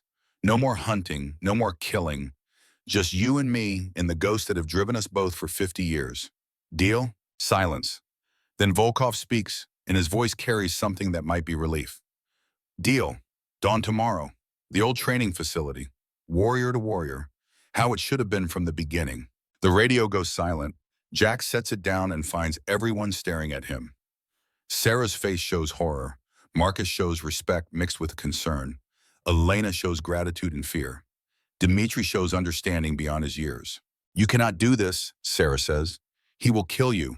This is suicide. Maybe. But it ends the threat. Volkov gets what he wants. You get to take Dmitri and Elena somewhere safe. Everyone wins except me, and I have been dying by inches for 50 years anyway. At least this way it means something. Dad would not want this, would not want you throwing your life away for refugees you barely know. Your father would understand that some debts require payment, that some wars only end when one side stops fighting. I am old, tired, ready to stop. This is as good a place as any to end it. Jack, Sarah's voice breaks. Please do not do this. Jack meets her eyes, sees her father in them, sees the legacy of a man who taught his daughter to value life and honor in equal measure. I have to. Not for Volkov, not for revenge, but because if I do not end this, he will hunt you next. He will hunt Dmitri. He will never stop until everyone who matters to me is dead. This is the only way to protect you all. Then I am coming with you. No, you are taking the refugees to safety. That is your mission. Mine is to face Volkov and settle this debt once and for all. We each have our roles. Let me do mine. Marcus steps forward. Sir, at least let me provide overwatch, sniper position. If things go wrong, I can intervene. This has to be fair. Has to be honorable. Volkov deserves that much. He spent 26 years carrying hate because of what I did. The least I can do is face him honestly. No tricks, no backup, just two old warriors and the weight we both carry. This is insane, probably, but insanity has never stopped me before. Jack smiles without humor. Besides, I might win. I have survived worse odds. Not at 58 against a man who has spent decades planning to kill you. Age and treachery overcome youth and skill. I have both age and treachery. Maybe that is enough. The evening passes in preparation. Jack cleans his rifle, checks ammunition, tests gear. The rituals of a man preparing for combat are the same whether he is 22 or 58. The weapons may change, the body may slow, but the discipline remains constant. Sarah sits with him as night falls, trying one more time to change his mind, trying to find some argument that will make him reconsider. But Jack is beyond argument, beyond fear, beyond everything except the certainty that this is how it ends, how it was always going to end, in single combat with a man who hates him for reasons that are both absolutely justified and completely irrelevant. Tell me about my father, Sarah says finally. Tell me something I do not know, something he never told me. Jack thinks back across decades, to jungles and firefights and moments between the violence when men revealed themselves in ways that combat strips bare. What do you want to know? Was he afraid? In combat? Did he ever doubt whether he was doing the right thing? Jack smiles at the memory. Your father was terrified every single day. Shaking hands, cannot light, cigarette terrified. But he never let it stop him. Never let fear make decisions. He used to say that courage is not absence of fear. It is acting despite fear because the mission requires it. Did he ever talk about killing? About how it affected him? All the time. He kept a journal, wrote down every face, every name when he could learn it, every person he killed so he would not forget them, so they would not just be numbers. He said forgetting them would make him a monster. So he remembered them all, carried them all, and somehow stayed human despite it. I found that journal after he died. Sarah's voice is quiet, hundreds of names, hundreds of faces he sketched from memory. I did not understand why he did it, thought it was morbid, but now I think I understand. He was bearing witness, making sure their deaths were not meaningless. Exactly. Your father understood that killing changes you, that every death takes a piece of your soul, but he also understood that some killing is necessary, that protecting innocence requires violence against the violent. He lived in that tension his entire life, never resolved it, just carried it with grace. Is that what you are doing tomorrow? Carrying it with grace? I do not know about grace, but I am carrying it, have been carrying it since I was 22 years old and killed my first man. 56 years of wait. Maybe tomorrow I finally get to put it down. By dying, by ending the cycle, by paying the debt, by making sure you and Dmitri and Elena get to live without looking over your shoulders. That is worth dying for. That is the best death I can hope for at this point. You are a stubborn old man. Yes, your father used to say the same thing, usually right before I did something stupid that somehow worked out. Maybe this will work out too. Maybe I am tougher than Volkov expects. Maybe age and treachery really do overcome everything. We will know tomorrow. They sit in silence as night deepens. Jack thinks about Mary, wonders if she is waiting somewhere beyond death, ready to greet him with that look of exasperated affection she always wore when he came home shot or broken or carrying weight he could not share. He thinks about his son, 18 years old forever, wondering if the boy will understand why his father kept fighting long after the reasonable thing would have been to quit. He thinks about James Morrison, the best friend he ever had, the brother who saved his life, and whose daughter now sits beside him trying to save it again. He wonders what James would say about this final mission. Would he approve? Would he understand? Would he shake his head and call Jack a stubborn fool while respecting the decision anyway? Probably the latter. James always understood that some men are built to stand between the innocent and the darkness until standing becomes falling and falling becomes dying. That is not weakness. That is not failure. That is just the price of being the kind of man who cannot walk away when people need protecting. Dawn will bring Volkov and a reckoning 26 years in the making. Dawn will bring single combat between two old men who have both lost everything except the certainty that this fight must happen. Dawn will bring the end of something that began in a jungle on the other side of the world when Jack was young enough to believe that survival was triumph and death was failure. Now he understands that survival is just delay, and death is just the final accounting. What matters is the choices made between birth and extinction, the people protected, the lives saved, the weight carried with whatever honor remains after decades of violence have scoured away everything except the core of who you are. Jack McBride, at 58 years old, knows who he is, knows what he has been, knows what he must do tomorrow. He is a warrior, has always been a warrior, will die a warrior, and that is enough. The last ranger, the old soldier, the stubborn man who could not quit even when quitting was the wise choice. Tomorrow he faces Yuri Volkov in single combat.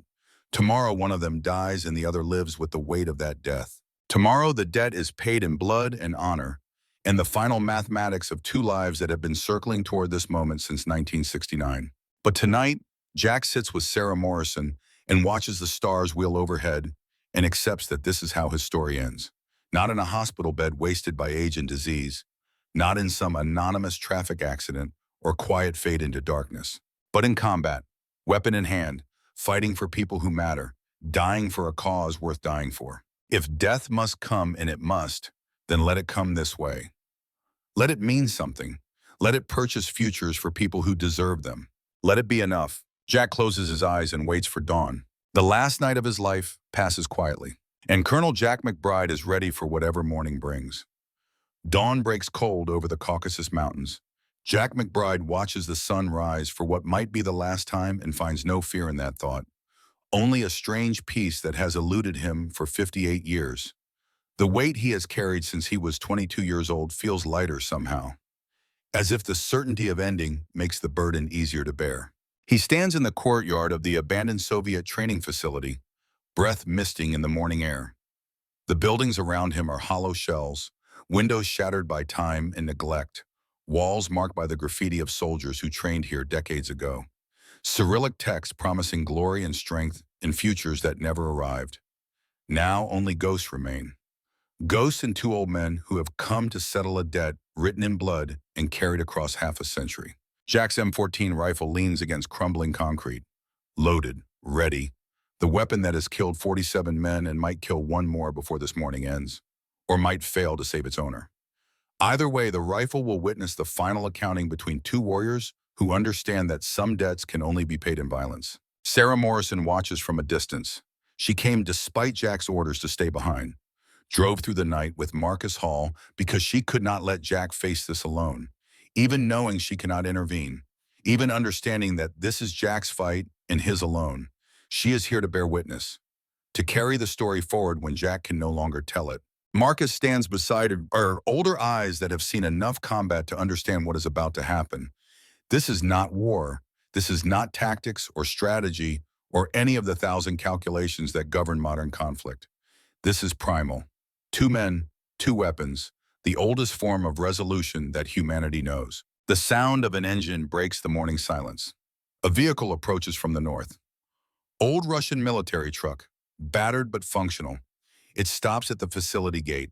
The engine dies. The door opens. Yuri Volkov steps into the morning light. He is smaller than Jack expected.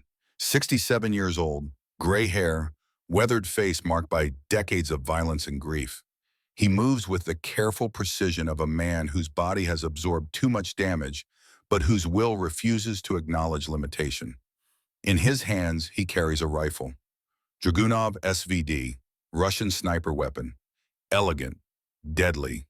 The tool of a professional who has killed at range and understands the mathematics of distance and death. They face each other across 50 meters of cracked concrete. Two old men who should be fishing or playing with grandchildren, or doing any of the 1,000 peaceful things that age is supposed to bring. Instead, they are here, ready to kill each other for reasons that made sense 26 years ago and have somehow retained their terrible logic despite the passage of time. Volkov speaks first, his voice carrying across the empty courtyard. "Colonel McBride, you came. I gave my word. As did I." Volkov walks forward slowly, weapon held carefully. Not threatening, but not casual either. The bearing of a man who understands that trust between enemies is fragile and easily broken. "I did not think you would face me, honestly. Thought you would bring soldiers, snipers, some American trick to kill me without honor. I do not need tricks. Just this rifle and the skill I have spent 50 years perfecting. Same as you." Volkov stops at 30 meters. Closer than sniper range, but far enough that each man can react if the other shows treachery. "Yes, same as me. We are mirrors, you and I. Weapons shaped by nations that used us and discarded us. Soldiers who served honor even when honor was inconvenient. Men who have killed too much to ever be clean again. We are not the same. I killed to protect my brothers. You killed for revenge. And you think your killing was more justified? More moral? We both pulled triggers for reasons that seemed righteous at the time. We both created widows and orphans and grief that will outlive us. The only difference is you have convinced yourself your violence was necessary while I have accepted that mine was vengeance. But dead is dead, Colonel. The mathematics do not care about motivation." Jack considers this. Volkov is right in ways that are uncomfortable to acknowledge. Every man Jack killed was someone's son, someone's father, someone's friend. The fact that Jack wore a flag and followed orders does not resurrect the dead or comfort their families. Violence is violence. Death is death. The rest is just stories we tell ourselves to sleep at night. "So why are we here?" Jack asks. "If we are both equally guilty, why not walk away? Let the past stay buried." "Because neither of us can walk away." Volkov's voice carries weight. "You because you must protect the boy and the woman. Me because I have nothing left except the promise I made to my father's ghost. We are prisoners of our choices. This is the only way to freedom. Through death, through ending. One of us must stop carrying this weight. The other will carry it forward, but at least the question will be answered. The debt will be settled. The balance will be restored or destroyed. Either result is better than this endless circling." Jack picks up his M14, checks the action. The rifle is ready, has been ready since he cleaned it last night. But the ritual matters. The confirmation that all is as it should be before violence begins. "You want to do this at range? Sniper duel? First hit wins?" "No," Volkov shakes his head. "I have thought about this moment for 26 years. Imagined every variation, planned every detail. And I realize now that distance is cowardice. You killed my father from 600 yards. Safe behind jungle and rain, I will not make the same mistake. We face each other as warriors, close enough to see eyes, close enough to know." "How close?" Volkov thinks about this. 20 paces, near enough for rifles to be certain, far enough for skill to matter. We count to 3. We fire. God or fate or simple accuracy decides the rest. And if we both miss, if we both survive the first shot, then we fire until one of us does not. This ends today, one way or another." Jack nods acceptance. It is a fair arrangement, more fair than Volkov deserves after hunting refugees, more fair than Jack deserves after killing Volkov's father. But fairness was never the point. Honor is the point. The warrior's code that says some debts must be paid face to face. That cowards kill from safety, but warriors face consequence. They walk toward each other, slow paces, counting silently, each step bringing them closer to violence or peace or whatever lies beyond the moment of firing. Jack's heart beats steady in his chest. No fear, no hesitation, Just the cold calculation of angles and timing, and the muscle memory of 10,000 hours on ranges and battlefields. At 20 paces they stop, 40 feet separating them, close enough to see the lines around Volkov's eyes, close enough to see the gray in his beard, close enough to see the weight of 26 years of hatred visible in tension at the corners of his mouth. Sarah's voice carries from the distance. "Jack, please, do not do this." Jack does not turn, does not acknowledge. She knows it would be wasted breath, but she has to try because that is what James taught her. You fight for people even when the fight seems lost. You do not give up even when giving up is the rational choice. You stand witness and you speak truth and you hope that somehow it matters. Volkov also does not turn toward the sound. His focus is absolute, locked on Jack with the intensity that only imminent violence produces. When he speaks, his voice is quiet, meant only for Jack to hear. "I want you to know something before we begin, about my son, the one who died." Jack waits. He was good boy, kind, wanted to be doctor, not soldier, but I pushed him, told him family must serve, must honor father and grandfather, must carry forward tradition. So he joined army, did his duty, and died in Syria buying bread because American drone thought he was someone else. Volkov's voice catches. He was 24 years old. His daughter was 3. She does not remember him now. 8 years later, and she has forgotten her father's face. "I am sorry for your loss." Jack means it. The death of sons is something he understands with terrible clarity. "Are you? Or are you just saying words because words are easy? Did you grieve for my father? Did you lose sleep over the boy who watched his father die? Or did you file a report and move on to the next mission and forget we existed until I made you remember?" Jack thinks about this. The honest answer is uncomfortable. "I forgot. Not immediately, but over time. Your father became one of 47 faces, one of many missions, one more ghost among the many I carry. I did not think about the boy who watched, did not wonder what happened to you, did not consider consequence beyond immediate tactical success. So no, I did not grieve properly. I just survived and kept moving." "At least you are honest." Volkov adjusts his grip on the Dragunov. "Most men would lie, would claim remorse they do not feel. You have honor enough to admit your limitations. I respect that. Does that change anything? Does my honesty buy me mercy? No, but it makes this feel less like murder and more like justice. I can kill you knowing you understand why. That you accept responsibility for what you took from me. That is enough." They stand in silence. The sun climbs higher. Warmth touches cold stone. The abandoned facility bears witness to this moment the way it has witnessed countless other moments of violence and training in preparation for wars that came and went. The buildings do not care. Stone and concrete are indifferent to human drama. But the two men care so much that they are willing to die for it. "One question," Jack says. "Your nephew, Dmitri, if I win, if you die here, will your men stop hunting him? Will they let the refugees go free?" "I have no men. Not anymore. I released them when I accepted your challenge. Told them the hunt is over. They were loyal but tired of my obsession. They took payment and left. No one will hunt Dmitri. No one will seek revenge. This is between you and me. No one else." "You released your entire operation for this?" "What operation? I am an old man with rifle and hatred that has consumed everything else. My son is dead. My wife is gone. My brother was murdered. I have spent resources and time in my remaining years chasing ghosts of justice that can never be satisfied. Enough. Today it ends. Either I kill you and have revenge, or you kill me and have peace, but it ends." Jack understands. This is not tactics. This is suicide disguised as honor. Volkov has lost everything that mattered and is seeking death with dignity rather than fading into the darkness of old age with nothing accomplished and no redemption earned. He is not here to win. He is here to finish, which makes him more dangerous. A man who expects to die fights without restraint, without caution, without anything except the determination to take his enemy with him into the darkness. "Are you ready?" Volkov asks. "Yes." "Then we count. On 3 we fire. Honor demands we both have equal chance. Agreed?" "Agreed." They face each other. Rifles raised, 40 feet apart. Two old men who should be anywhere except here.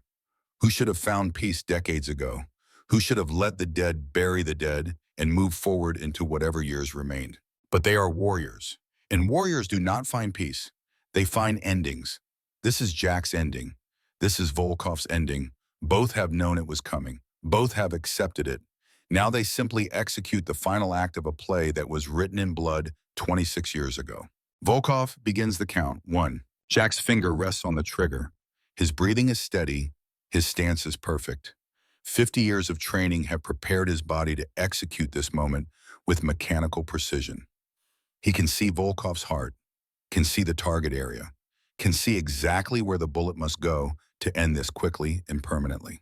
2. Jack thinks of Mary, wonders if she waits somewhere beyond death, thinks of his son, wonders if the boy will understand why his father kept fighting long after surrender would have been wiser.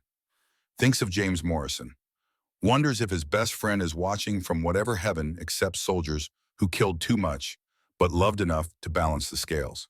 3. Both men fire simultaneously. The crack of rifles splits the morning. 2 bullets cross 40 feet of space in the time it takes a heart to beat once. 2 trajectories calculated by experience and muscle memory and the cold mathematics of ballistics. Jack feels the impact before he hears the sound. Volkov's bullet takes him high in the left shoulder. Not center mass, not the kill shot. A wounding hit that speaks to Volkov's deteriorating vision or shaking hands, or perhaps simple mercy. The bullet tears through muscle and flesh, but misses bone and major vessels. Painful, but not fatal. Jack's bullet hits Volkov's center mass. Perfect shot. Right where Jack aimed. Right where 50 years of practice said it would go. The Russian staggers, takes 1 step back, looks down at the spreading red on his chest. They stand frozen in the aftermath. Smoke drifting from barrels. Blood beginning to flow from wounds.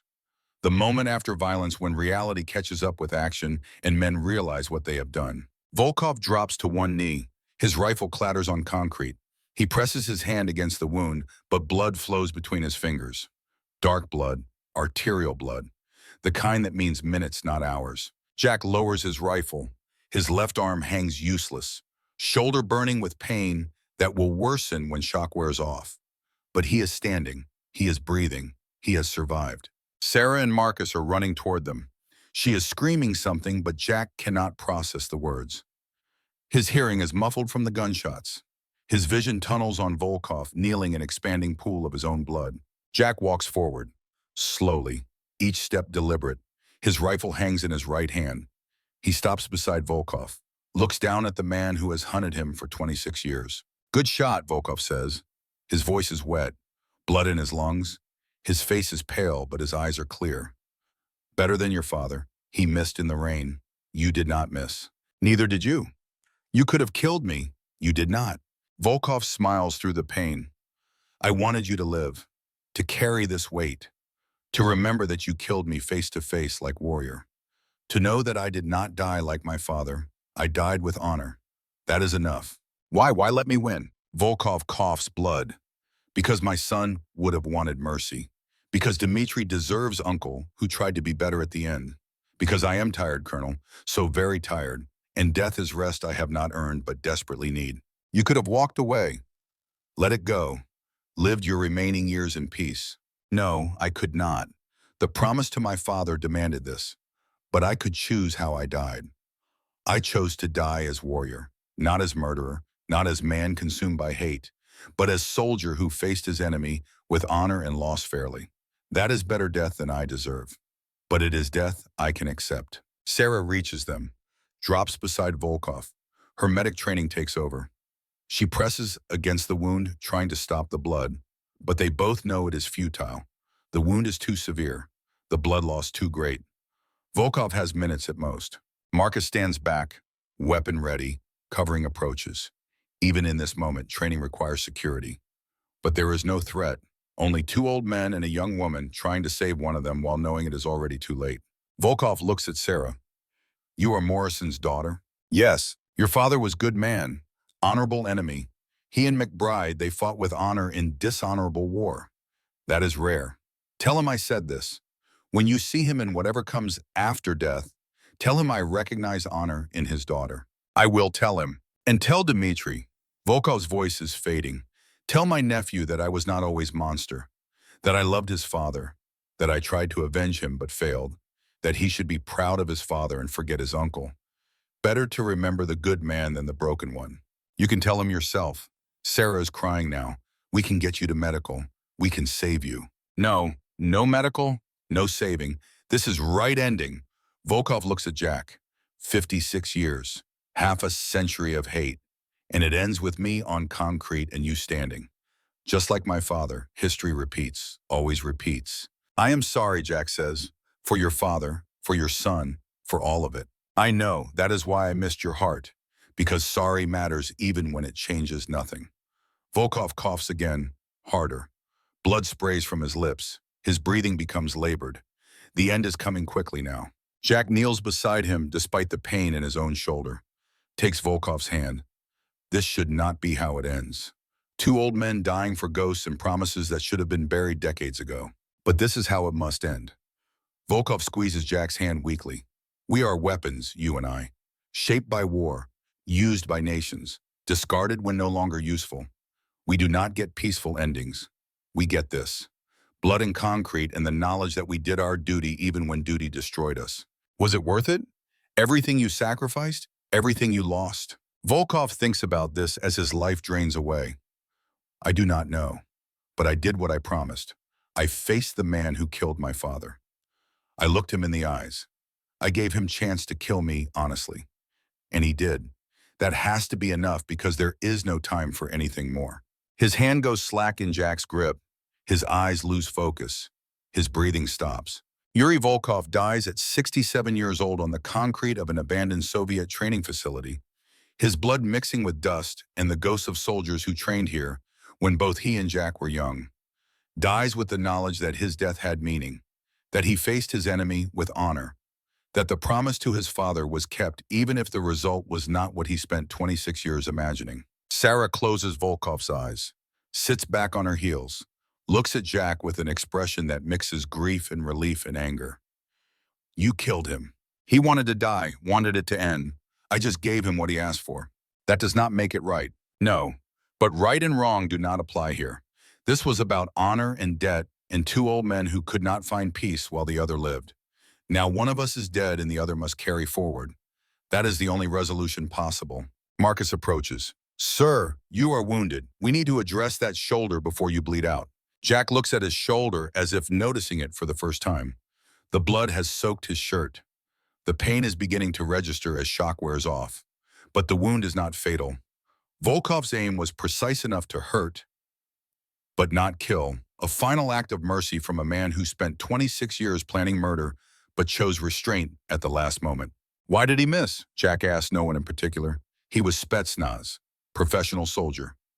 He did not miss by accident. Sarah understands first, because he wanted you to live with it, to remember that he could have killed you, but chose mercy, to carry the weight of his death in his choice and know that he was better man at the end than you gave him credit for. Jack processes this. She is right. Volkov won, not by killing Jack, but by proving that his hatred had limits, that his honor survived decades of darkness, that he could stand face to face with the man he hated most and choose not to take the shot that would have been justified. That is the heaviest weight Jack has ever carried, heavier than 47 faces, heavier than his son's death, heavier than anything except the knowledge that Volkov was the better man in the moment that mattered most. We need to go, Marcus says. Georgian authorities will investigate the gunfire. We need to be gone before they arrive with questions we cannot answer. What about him? I see him. Sarah gestures to Volkov's body. We report it. Anonymous call. Give him proper burial. He was soldier. Enemy but soldier. He deserves that respect. They load Jack into the vehicle. Marcus drives while Sarah works on his shoulder. The wound is clean, through and through, muscle damage but nothing permanent. He will heal. He will live. He will carry the scar as reminder of the day Yuri Volkov chose mercy over vengeance and died because of it. The vehicle carries them away from the facility, away from the body cooling on concrete, away from the site of the final accounting between two warriors who spent 26 years circling toward this moment. Jack closes his eyes and lets Sarah work. Lets the pain wash over him. Lets the reality settle that he survived. Again, despite odds, despite everything, he is 58 years old and still alive while better men are dead. His son is dead. Mary is dead. James is dead. Volkov is dead. All the good ones gone while Jack remains. It does not feel like victory. It feels like theft. Like he has stolen years that should have belonged to others. But he is here, still breathing, still carrying weight, still required to keep moving forward because the mission is not complete. Dmitri needs protection. Elena needs safety. Sarah needs a guide through the darkness that comes after killing, even justified killing. So Jack will carry on. Will do what he has always done. Will stand between the innocent and the darkness for whatever years remain. Because that is what warriors do. Not because it is glorious. Not because it is rewarded. But because someone must, and warriors are the ones who accept that burden. They reach the Georgian base 2 hours later. Jack is taken to medical. The doctor, Georgian Army, skilled and professional, treats the wound with efficient competence. Cleans it, stitches it, bandages it, administers antibiotics and pain medication, tells Jack he is lucky. A few inches to the right, and the bullet would have hit his heart. Jack does not feel lucky. He feels old and tired and deeply sad that luck is measured in how close you came to dying instead of how far you are from danger. Hale calls from Langley within an hour. Somehow he already knows what happened. Satellites or signals, intelligence, or the 1,000 ways that modern surveillance makes privacy impossible. He knows that Jack faced Volkov, knows that Volkov is dead, knows that Jack survived. You killed him, Hale says, no question in his voice. Just statement of fact. Yes. How do you feel about that? Jack considers the question. How does he feel? Relieved that the threat is over? Guilty that he survived? Grief for a man who was enemy, but also mirror? All of the above and none of the above? I feel like I killed a man who wanted to die but needed excuse. I feel like I granted mercy disguised as justice. I feel like I am still here and he is not, and the reasons for that are complicated enough that I will spend whatever time I have left trying to understand them. That is the most honest thing I have heard from an operator in 30 years. Hale pauses. For what it is worth, you did the right thing. Volkov would never have stopped, would have hunted you and the refugees until one side was extinct. You ended it the only way possible, with honor. That counts for something. Does it? Jack's voice is flat. Because from where I sit, it looks like two old men killed each other over something that happened before most of the world was born. That does not feel like honor. It feels like waste. Maybe it is both. Maybe honor is the dignified name we give to waste, because admitting that violence is just violence is too honest for warriors to accept. Hale's voice carries weight. But you saved the boy, saved Elena, saved everyone Volkov would have killed. That is not waste. That is sacrifice. Do not diminish it. Jack does not respond. He is too tired to argue philosophy with a man 7,000 miles away who has never pulled a trigger in combat. Hale means well, but he does not understand the weight. Cannot understand it. You have to carry the weight yourself to know what it costs. Get some rest, Colonel. You have earned it. Hale's voice softens. James would be proud. I am proud. When you get back to the States, look me up. I owe you a drink and a proper thank you. For service, for sacrifice, for being the kind of man we need even when we do not deserve you. The call ends. Jack sits in the medical bay, shoulder bandaged, pain medication making everything feel distant and unreal. He wonders if Hale is right, if James would be proud, if his son would understand, if Mary would forgive him for surviving when he should have died a dozen times over. He will never know. The dead do not speak except in memory and dreams, and Jack's dreams are crowded enough with faces that need no additions. Sarah finds him as evening falls, sits beside his bed without speaking, just present, just there. The way James used to sit after difficult missions when words were insufficient and presence was enough. Thank you, Jack says quietly. For what? For being here. For giving me reason to keep fighting when I was ready to quit. For being James's daughter and reminding me what I was fighting for. For standing witness when I needed someone to remember. Sarah takes his hand, the same hand that killed Volkov hours ago. She holds it without flinching, without judgment, just acceptance. You are not done yet. You have years left, things to do, people to protect. You do not get to quit just because one fight is over. I am 58 years old. I have been fighting since I was 22. How much more do I have to give? As much as it takes, that is what Dad taught me. You fight until you cannot fight. Then you rest. But you are still fighting. So no rest yet. Jack smiles despite the pain. You sound like him. Same stubborn refusal to accept limits. Same determination to push forward when anyone sensible would retreat. He taught me well. Sarah squeezes his hand. There is something else. Dmitri wants to see you. He heard what happened. Wants to thank you for ending the threat, for letting him live without fear. Send him in. Sarah leaves, returns moments later with Dmitri. The boy looks older than he did 2 days ago. Trauma ages people in ways that time alone cannot accomplish. He has seen violence, has spoken with his uncle, has processed the knowledge that family is complicated and honor does not always align with blood. Dmitri approaches the bed carefully, uncertain, finally speaks in halting English. Mr. Jack, I must thank you for saving us, for facing my uncle, for ending the hunt. Jack studies the boy. 16 years old, whole life ahead of him. Future that remains open because Jack pulled a trigger and Volkov chose to miss his heart. I did what was necessary. You owe me nothing. I owe you everything. My life. Elena's life. The chance to grow up without running, without fear. That is debt I can never repay. Then do not repay it. Pass it forward. Become the man your father was. Tell truth even when it is dangerous. Stand for honor even when it costs everything. That is how you honor the sacrifice made for you. I will try. Dmitri pauses. Can I ask something? Jack nods. My uncle, when he died, did he suffer? Was he afraid? Jack remembers Volkov's final moments. The clarity in his eyes, the acceptance in his voice, the mercy in his choice to wound rather than kill. No, he was not afraid. He faced death as warrior, with honor. He died knowing he had kept his promise to his father, even if the result was not what he expected. Good. I am glad. Despite everything, he was family. I did not want him to die in fear. He did not. He died in peace.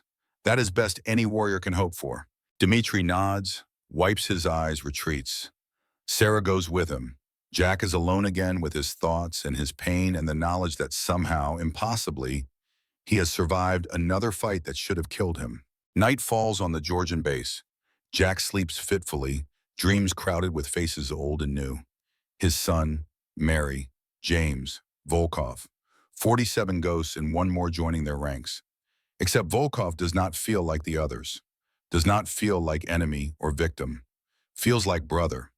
Like mirror. Like the man Jack might have become if circumstances had been slightly different. In the dream, they sit together on that hilltop in Zone 17. 2 old soldiers watching the sunset.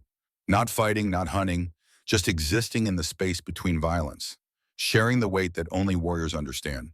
Volkov speaks in the dream. You will carry me now. Add me to your count.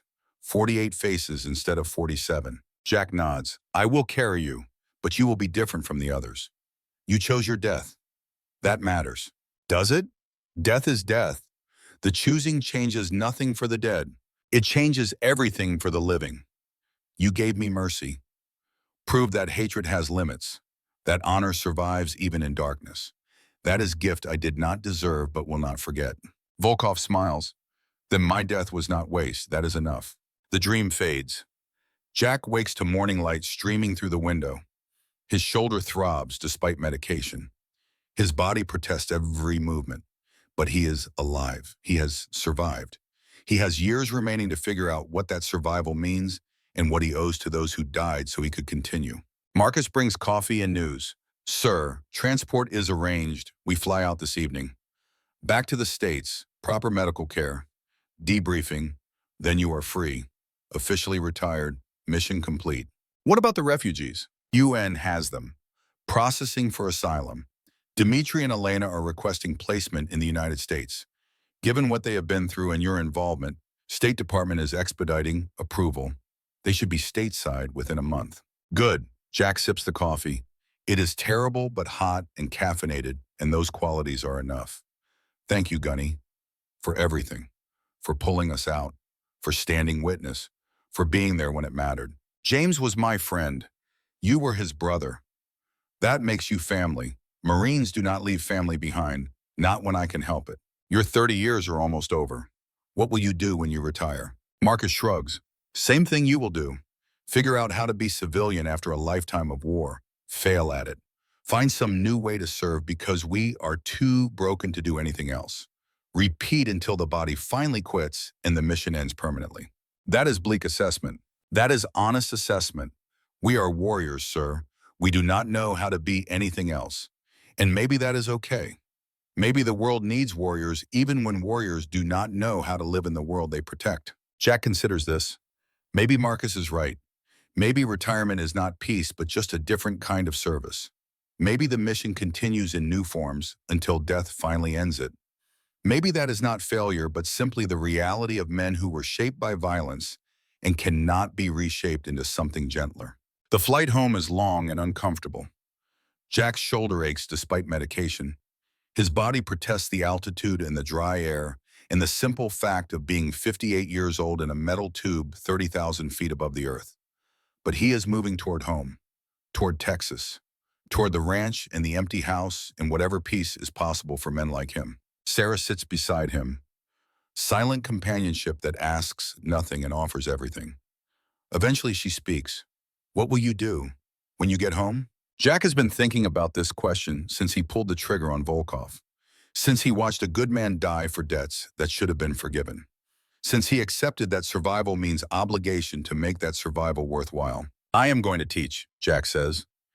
Kids in my town, marksmanship, safety, discipline, not making soldiers, making citizens who understand responsibility and honor and the weight of choices. Maybe that is how I pass forward what I have learned. Maybe that is how I honor everyone who died so I could keep living. Dad would like that, teaching the next generation, making sure the lessons survive even when we do not. Your father was a teacher, best one I ever had. He taught me that honor matters more than orders, that protecting innocence is worth any cost, that being a warrior means knowing when to fight and when to show mercy. I am just passing forward what he gave me. Then you are not done. Your mission continues, just in different form. Yes, Jack closes his eyes. The mission continues. It always continues until the body fails or the will breaks or death finally grants the rest I have been earning since I was 22 years old. But not yet. Not while I can still stand. Not while there are still people who need protecting and lessons that need teaching and weight that needs carrying. The plane carries him toward tomorrow, toward Texas, toward whatever years remain and whatever peace is possible for the last Ranger. Colonel Jack McBride, 58 years old and impossibly alive, accepts his burden. The war continues, in new forms, with new missions, but it continues. And warriors do not quit, not while there is still work to be done. 6 months have passed since the morning Jack McBride killed Yuri Volkov on concrete stained with blood and history. 6 months since he proved that survival is not the same as victory, that living while better men die is not triumph but burden, that the weight only grows heavier with time because the dead do not rest and the living cannot forget. Texas heat settles over the ranch like a blanket in late July. Jack stands on the porch of the house he bought 40 years ago with Mary, watching the sun climb over the land that has witnessed more sunsets than he can count. The house feels emptier now than it did when Mary was alive. Her presence filled the spaces between walls. Her absence creates echoes that no amount of living can silence. His left shoulder aches in the morning. The wound healed clean but left its mark in scar tissue and reduced range of motion. He can still shoot, can still do everything that matters. But the pain reminds him every day that Volkov chose mercy, that a man who had every reason to kill him decided instead to wound, to let Jack live with the weight of that choice, to prove that honor survives even in men consumed by hatred. 48 faces now. Volkov joined the count, but he occupies different space than the others. Not enemy, not quite friend, something in between that Jack does not have words to describe. Brother, perhaps, the way soldiers become brothers through shared understanding of weight that civilians cannot comprehend. The sound of an engine breaks the morning quiet. Truck coming up the long drive that connects the ranch to the highway. Jack recognizes the vehicle before it stops. Marcus Hall making his monthly visit, checking on Jack the way sergeants check on their officers, making sure the weight has not become too much to carry. Marcus climbs out of the truck, moves with the careful precision of a man whose body has absorbed 52 years of hard use. He carries a bag from the local diner, breakfast tacos and coffee, the ritual they have established over 6 months of these visits. Morning, Colonel, Marcus says, climbing the porch steps. Thought you might be hungry. Always hungry. Jack takes the bag, gestures Marcus toward the chairs that face the sunrise. They sit in comfortable silence, eating breakfast and watching the land wake up. This is what peace looks like for men like them. Not absence of war, but presence of simple moments that require no violence. No decisions. No weight except the weight of memory. How is the shoulder? Marcus asks finally. Hurts. Probably always will. But it works. That is enough. Any regrets about how it ended? Jack thinks about this question. He has thought about it every day for 6 months. Regrets about killing Volkov? About surviving? About the choices that led to that morning on the concrete? The answer is complicated. I regret that it had to happen at all. That two old men could not find a way to peace that did not require one of us dying. But given that it had to happen, no. I do not regret that I survived. Do not regret that Volkov died as warrior instead of murderer. Do not regret that Dmitri is free and Elena is safe and Sarah learned what her father tried to teach her. So no. No regrets about how it ended, just sadness that it could not end differently. Marcus nods understanding. He has carried his own weight across 30 years in the Corps, knows that regret and acceptance can coexist. That you can grieve outcome while acknowledging its necessity. That warriors live in moral complexity that has no clean resolution. Sarah called yesterday, Marcus says. Wanted me to tell you she made major. Promotion came through. She is taking command of training battalion at Fort Benning, teaching the next generation of Rangers. Jack feels something warm in his chest. Pride, maybe. Or satisfaction that James Morrison's daughter is carrying forward the lessons her father lived. That the legacy continues through her even though James is gone. Good. She earned it. She will be outstanding commander. She wants you to come to the ceremony. Pin on her new rank. Says you are the closest thing to her father still living. Says it would mean something to have you there. When? September. Jack will tell you the details. But she wanted me to ask first. Make sure you would come. She knows you do not like crowds or ceremonies or anything that draws attention. Jack considers this. He has avoided public events since returning to Texas. Avoided anything that requires him to be Colonel McBride instead of just Jack. But Sarah is asking, James's daughter, the woman who stood beside him on that hilltop and refused to abandon him even when abandonment was the sensible choice. That carries obligation. I will be there. Tell her I will be there. Good. Marcus finishes his coffee. There is something else. Official business from Hale. Jack tenses slightly. He has not spoken with Richard Hale since the debriefing 6 months ago. Has not wanted to. Hale represents the world Jack left behind. The missions and classifications and moral compromises that defined his career. He is done with that world. Done with being weapon that others point at problems and fire. What does he want? He wants to meet, face to face. Says he has something to discuss. Something that cannot be said over phone or email. He is flying to Texas next week, asks if you will give him 2 hours. Jack's first instinct is to refuse. To tell Hale that whatever he wants, the answer is no. That Jack is retired and done and finished with that life. But curiosity is stronger than refusal. What could Hale possibly want that requires face-to-face meeting? What business remains unfinished? Fine, tell him to come. But tell him I am not taking any contracts, not coming out of retirement. Whatever he wants, if it involves weapons or missions or anything except civilian conversation, the answer is already no. I will tell him. Marcus stands to leave. One more thing. Dmitri and Elena are settled in Houston. Dmitri started college. Pre-med, wants to be doctor like his father wanted. Elena got job with International Journalism Organization. They are doing well. Asked me to tell you thank you for the 100th time. They do not owe me thanks. They think they do. Sometimes you have to let people carry gratitude the way you carry weight. It gives them purpose, gives them way to process what happened. Do not take that from them. Marcus leaves. Jack sits on the porch as the morning heat builds, thinking about Dmitri in college, about Elena working again, about lives continuing because Jack made choices that others would not have made. Maybe Marcus is right. Maybe their gratitude serves purpose, even if Jack does not feel he earned it. Maybe all of it serves purpose if you look at it from the right angle and do not think too hard about the cost. The days pass in the rhythm that has defined Jack's retirement. Morning coffee on the porch, maintenance work around the ranch. Afternoons spent teaching marksmanship to local kids whose parents trust Jack to teach safety and discipline alongside shooting. Evening watching the sun set over land that has not changed much in 40 years, while everything else has transformed beyond recognition. The kids are good students, 12 of them, ages 10 to 16, coming 3 times a week to learn.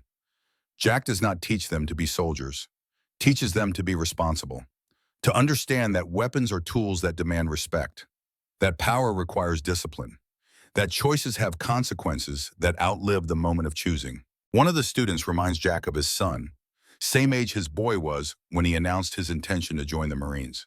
Same earnest determination to prove himself, same way of listening intently when Jack speaks, absorbing every word as if it might be the last important thing he ever hears. Jack does not tell the boy this, does not burden him with comparison to a dead Marine he never knew.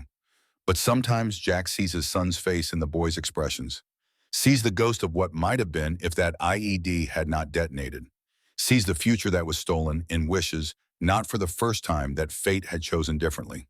But fate does not choose. People choose.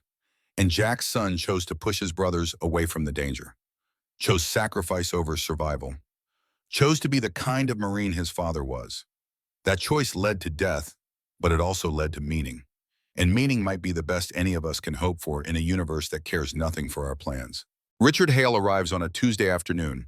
Black SUV with tinted windows, government vehicle, official business despite the casual clothes Hale wears. He is older than Jack remembers. The 6 months have added weight to his face, the weight of decisions, of operations, of young people sent into danger by orders signed in offices 7,000 miles from where bullets fly. Colonel McBride, Hale says, offering his hand. Thank you for seeing me. Gunny Hall said it was important. Jack shakes the offered hand, gestures toward the porch. We can talk out here. I do not invite people inside anymore. Too many ghosts in that house. I understand. Hale settles into one of the porch chairs, looks out over the ranch. This is beautiful land, peaceful. I can see why you chose it. My wife chose it. I just paid for it and tried to be here often enough to justify the investment. Mostly failed at that. Jack sits across from Hale. So what brings the deputy director of CIA to a Texas ranch? I assume this is not social visit. No, this is business. But business I think you will want to hear. Hale pulls out a folder. Thin folder, a few pages only. We have been analyzing Volkov's operations over the past 5 years, following the money, tracking his support network, trying to understand how one man conducted such effective campaign against former operatives. And he was not alone. Volkov had backing, financial support, intelligence support. Someone was feeding him information about former operatives. Someone with access to classified databases. Someone inside our organization. Jack feels cold understanding settle in his gut. You are telling me someone at CIA helped Volkov hunt and kill American soldiers? Not someone. Several someones. We have identified 3 individuals so far. All middle management. All with access to personnel files. All with financial connections to Russian intelligence. They have been arrested. They will spend the rest of their lives in prison. Why tell me this? Why does it matter now? Because one of the people Volkov was hunting is still alive, still in danger, and I need your help to protect him. Hale opens the folder, shows Jack a photograph. The face is familiar. Older but recognizable. Someone Jack served with half a lifetime ago. That is Douglas Chen. Jack stares at the photo. We were in the same unit. 71. He rotated home in 72, have not seen him since. Why is he in danger? Because he was on Volkov's list. Target number 13. Volkov died before he could reach Chen. But the people who supported Volkov are still active, still dangerous. And Chen is civilian now. Professor at small college in Oregon. No security, no awareness that he is in danger. Completely vulnerable. So warn him. Give him protection. Why come to me? Because he will not accept help from strangers. He has been out of the life for 50 years, has built nice civilian existence. Wife, grandchildren, tenure. He will think we are paranoid or trying to manipulate him, but he might listen to you, to brother from the old days, to someone who understands what he survived and what he might still face. Jack looks at the photograph, remembers Douglas Chen as young soldier. Good man, solid in firefight, Saved Jack's life once in the Mekong Delta. Pulled him out of river when Jack took round and went down. That creates debt that time does not erase. What do you need from me? Go to Oregon, talk to Chen. Convince him to accept protection. We can put him in safe house. Give him security team. Keep him alive until we roll up the rest of Volkov's network. But he has to cooperate. And he will not cooperate unless someone he trusts tells him why. I am not operative anymore. I am retired civilian. Why would my word carry more weight than yours? Because you faced Volkov. You survived the hunt. You understand the threat in ways that I cannot. And because Douglas Chen trusted you 26 years ago, and that trust might still matter. Jack considers this. He does not want to leave Texas, does not want to return to the world of threats and protection and violence deferred but never defeated. He wants to stay on this porch and teach kids and watch sunsets and pretend that the war is finally over. But Douglas Chen saved his life. That creates obligation that retirement does not erase. You help the people who helped you. That is code. That is honor. That is what separates warriors from civilians who wear uniforms. I will go, but I am not doing operations, not carrying weapon, not engaging threats. I talk to Chen, convince him to accept help. Then I come home. Clear? Clear. Thank you, Jack. This means more than you know. It means I pay my debts, nothing more. Hale leaves. Jack sits on the porch as afternoon becomes evening, thinking about Douglas Chen, about debts that span decades, about the impossibility of ever truly leaving the war behind when the war keeps finding new ways to pull you back. He calls Sarah that night, tells her about Hale's request, asks if she thinks he should go. Her answer is immediate and certain. Yes, you should go. Chen saved your life. You owe him. And maybe this is part of your mission now. Not fighting but protecting, not killing but saving. That is worthy use of whatever years you have left. You are wise beyond your years. I had a good teacher. Sarah pauses. Be careful, Jack. I cannot lose you too. You are all I have left of Dad. I will be careful. I am too old for heroics. I just talk to old friend and come home. Nothing dramatic. That is what you said about Zone 17. Look how that turned out. Fair point. But I mean it this time. I am done with combat. This is just conversation between old soldiers. What could go wrong? Everything. Everything could go wrong. That is what Dad taught me. Plans fail. Missions go sideways. The only constant is that warriors adapt. So adapt. Survive. Come home. I will. Jack flies to Oregon the following week. Small commuter flight from Texas to Portland, then rental car to the college where Douglas Chen teaches history. The campus is beautiful. Old buildings, tree-lined paths, students who have no concept of war except what they read in textbooks. This is the world that warriors protect. The peaceful world that exists because men like Jack and Chen stood between it and darkness. He finds Chen in his office. Small room lined with books. Window overlooking quad where students gather between classes. The office of a man who has spent 50 years studying war while being far removed from its reality. Douglas Chen looks up from papers he is grading, sees Jack standing in the doorway.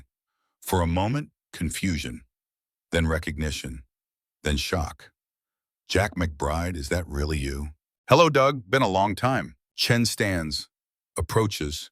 They embrace the way soldiers embrace. Brief but genuine. Connection forged in fire that time cannot extinguish. My God, 50 years. You look old. You look older.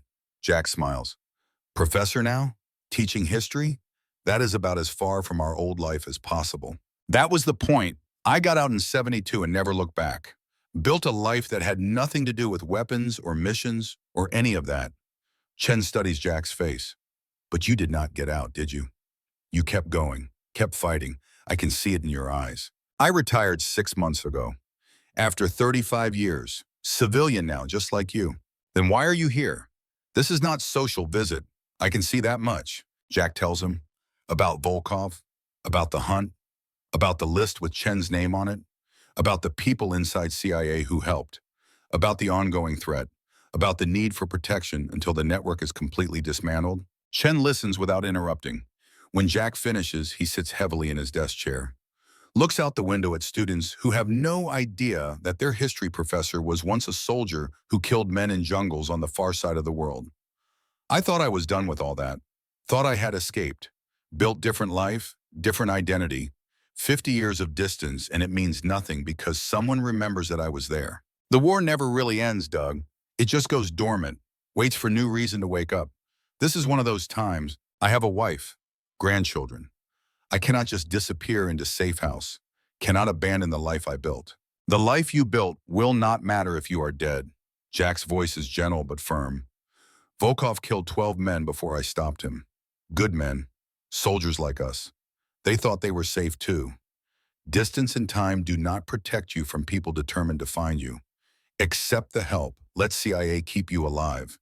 Then go back to your life when the threat is eliminated. How long? Hale says a month, maybe 2, however long it takes to roll up the support network. You do sabbatical. Tell your wife it is research leave. Tell the university you need time away. Then you let professionals keep you breathing until the danger passes. Chen thinks about this, stares at his hands that once held rifles but now only hold pens, hands that have graded 10,000 papers but have not pulled a trigger in 50 years. Jack is asking him to remember what those hands once did, what they might need to do again if the past catches up to the present. All right, I will do it, but only because you are asking, only because you came all this way to warn me. I owe you that much. You owe me nothing. I owe you. You pulled me out of that river. I would be dead if not for you. This is me repaying that debt. Then we are even. After 50 years, we are finally even. Jack arranges the handoff. CIA security team picks up Chen 2 days later. He will be in safe house in Montana. Remote location. Secure. Professionals watching every approach. He will be safe until the threat is neutralized. His wife knows the truth. She is frightened but understanding. She married a soldier once. She knew the past might return someday. Today is that someday. Jack returns to Texas, to his ranch, to his porch, to his sunsets and his students and his attempt to build peace from the wreckage of 50 years at war.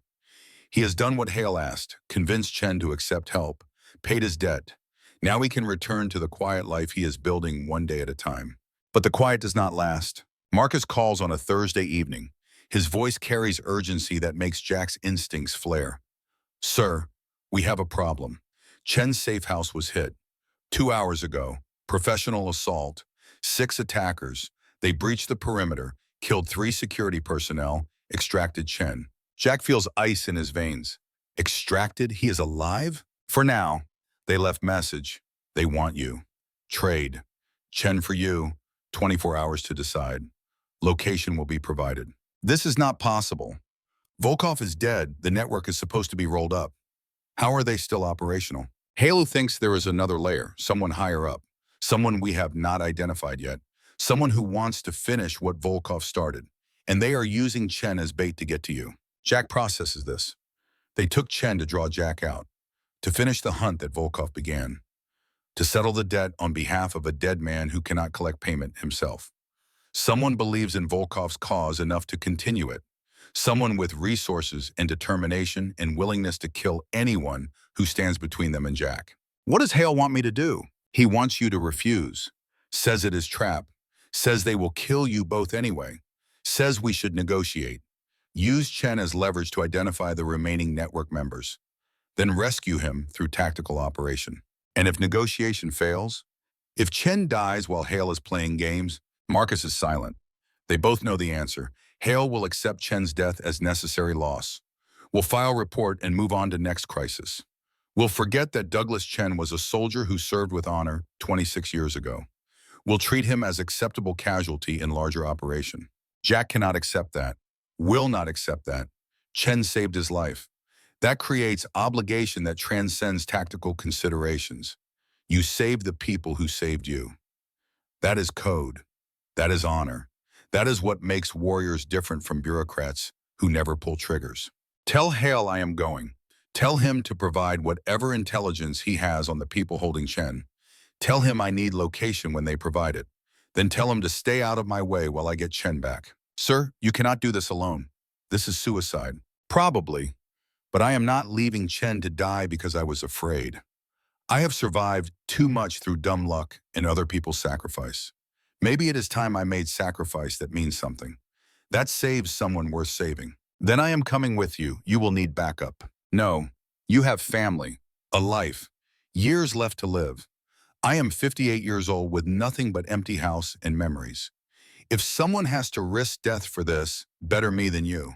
That is my decision to make, not yours. Jack thinks about this. Marcus is right. He does not get to make decisions for other people, cannot protect them from their own choices, cannot deny them the right to stand beside brothers when the fight comes. That is what warriors do. They stand together, fight together, sometimes die together. All right, but we do this smart. We plan, we prepare. We use every advantage we have. No heroics, no unnecessary risk. We get Chen and we get out. Clear? Clear. They have 24 hours to prepare. 24 hours to gather intelligence, plan approach, coordinate assets.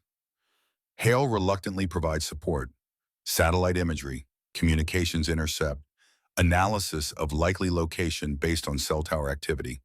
The kidnappers are professionals, but not perfect. They leave traces, patterns, vulnerabilities that can be exploited by someone who knows how. Sarah calls when she hears, "Jack, do not do this. Let the professionals handle it." I am a professional, have been for 50 years. I know how to rescue hostages. You are also wounded, retired, and 58 years old. This is not your fight anymore. It has always been my fight. From the moment I put on the uniform to the moment I die, Chen saved my life. I do not walk away from that debt. Dad would tell you not to throw your life away on noble gesture. Your father would understand that some gestures are not noble. They are necessary. They are what separate us from people who abandon brothers when things get difficult. I am not abandoning Chen. Then I am coming too. You will need all the help you can get. No, your place is at Fort Benning, training rangers, passing forward what your father taught you. That is your mission. This is mine. The call ends badly. Sarah is angry. Jack does not blame her. She has already lost her father, does not want to lose the man who represents her last connection to that father. But some things cannot be changed by wanting. Some missions require completion, regardless of cost. The location comes through at hour 23, abandoned industrial facility outside Dallas, 2 hours from Jack's ranch. The kidnappers chose deliberately, close enough that Jack can reach it quickly, remote enough that tactical assault will be difficult. They are daring him to come, daring him to walk into trap for the sake of honor. Jack accepts the dare. He and Marcus drive through the night, two old soldiers heading toward violence one more time, maybe the last time, maybe the time that finally breaks them. But they go anyway because that is what warriors do. They go toward the danger. They face the threat. They pay the debts that can only be paid in blood and honor. The facility is exactly as the intelligence suggested. 3 buildings connected by covered walkways. 6 hostile forces identified through thermal imaging. 1 hostage signature. Chen is alive. For now. But the setup is professional. Overlapping fields of fire. Clear sight lines, minimal cover for approach. This is trap designed by people who understand tactical assault and have prepared countermeasures. We cannot go through the front, Marcus says, studying the satellite images. They will see us coming from a kilometer away. Then we go through the back, through the drainage system. Old industrial sites like this always have water management. Tunnels, access points, ways in that nobody watches because nobody thinks about them. They find the drainage tunnel. Old concrete pipe barely wide enough for a man. 50 meters of claustrophobic darkness leading to access shaft inside the facility perimeter. Not comfortable, not safe, but possible, which makes it better than impossible. Jack goes first because he is lighter and more flexible despite his age. Marcus follows because someone needs to cover their exit. They crawl through darkness that smells of rust and stagnant water. Crawl until knees are raw and backs are screaming. Crawl until the shaft finally opens into maintenance area below the main facility. They emerge into empty room, old pumping station, long abandoned, dust thick enough to track movements. They move carefully. Weapons ready, every sense alert. They are inside the perimeter but far from safe. 6 hostiles, an unknown number of layers between them and Chen. Marcus taps Jack's shoulder, points to ceiling, sound of voices above. Russian, 2 speakers. The hostiles are searching, expecting Jack to arrive through expected routes.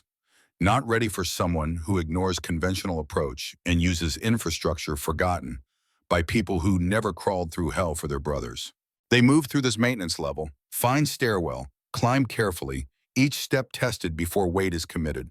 Old buildings settle, make noise, betray presence. They cannot afford betrayal. The first hostile is smoking in doorway, watching the front approach, confident that threat comes from outside, not expecting it to come from behind. Jack crosses the space in 3 silent steps. Knife work learned 26 years ago and practiced never. The hostile dies without sound. Body lowered carefully to ground. Cigarette still burning. Marcus takes point. He is younger, faster, better suited for violence that requires speed. Jack follows, covering rear, watching for threats that Marcus's focus might miss. They move as team, as brothers, as men who have done this dance in a dozen countries under a dozen flags. The second hostile dies in hallway. Marcus's knife. Quick, efficient, professional. The body is hidden in closet. They keep moving. 4 hostiles remaining. Chen somewhere ahead. Time running short before bodies are discovered. An alarm is raised. They find Chen in central room, tied to chair, beaten but alive. 1 hostile standing guard. The guard is watching Chen, not watching door, assuming his brothers are handling perimeter security, assuming he is safe in the center of defended position. He is wrong. Jack takes him from behind. Old man moving with speed that surprises even himself. The guard goes down hard, unconscious. Cable ties secure his hands and feet. Gag ensures he stays silent even after he wakes. Chen looks up, face swollen from beating, eyes that have seen too much pain. Sees Jack, and relief washes over his features. I knew you would come. Told them you would not abandon me. They did not believe me. Of course I came. You are my brother. Jack cuts the restraints. Can you walk? I can run if it means getting out of here. Chen stands shakily, tests his legs. Everything works. Nothing broken, just pain and fear and exhaustion. I can make it. Marcus hands Chen a pistol. Safety is off. Point and shoot if anyone gets close. Stay between us. We move fast and quiet. Questions come later. They move. 3 men, weapons ready, every sense alert. They reach the stairwell without contact, begin descent, almost to the maintenance level, almost to safety. That is when the alarm sounds. The remaining 3 hostiles have discovered the bodies. Know there is breach. Know the hostage is mobile. They respond with professional speed. Sealing exits, coordinating pursuit, using the facility's layout to trap the rescuers in the same maze that was supposed to trap Jack. Marcus takes rear guard, returns fire at pursuing hostiles. Controlled bursts, making them respect the threat, buying seconds that might mean the difference between extraction and death. Jack leads Chen toward the drainage tunnel, the way out, the route that nobody is watching because nobody knows it exists. They reach the maintenance level, find the tunnel entrance. Chen goes first. Jack follows. Marcus comes last, still firing, still keeping hostiles back. They crawl, faster than before. Speed matters more than caution now. Chen struggles but keeps moving. Jack pushes him forward. Marcus brings up rear. Bullets impact concrete behind them, chasing them through the tunnel, close enough to feel the pressure, close enough to smell the powder. They emerge into night air. Marcus triggers the explosive he planted on entrance.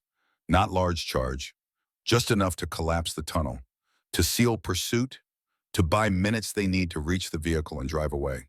They drive, fast, headlights off until they are kilometers away, then lights on and speed up, racing away from the facility, away from the failed trap, away from the people who wanted to finish Volkov's hunt. Chen sits in back seat, shaking, not from cold but from adrenaline, from fear, from relief. He looks at Jack in the rearview mirror. You should have left me, should have let them kill me, should not have risked your life for mine. You would have done the same. You did do the same. 50 years ago in the Mekong. You risked your life for mine. Tonight I return the favor. Now we are truly even. Haley meets them at Safe House 2 hours away. Furious that Jack ignored orders. Grateful that Chen is alive. Conflicted about whether to reprimand or commend. Settles on uncomfortable middle ground of professional acknowledgement without official sanction. Well done. Even if you did it wrong, you got the result. That is what matters. What about the network? Jack asked. Did you identify the leadership? We did. The assault triggered communications that we intercepted. We know who is behind this. Russian intelligence officer. Same one who recruited the CIA moles. We are coordinating with State Department and Justice for arrest warrants and extradition. It is over. Is it? Jack's voice is tired. Really over? Or will someone else take up the cause next year or next decade?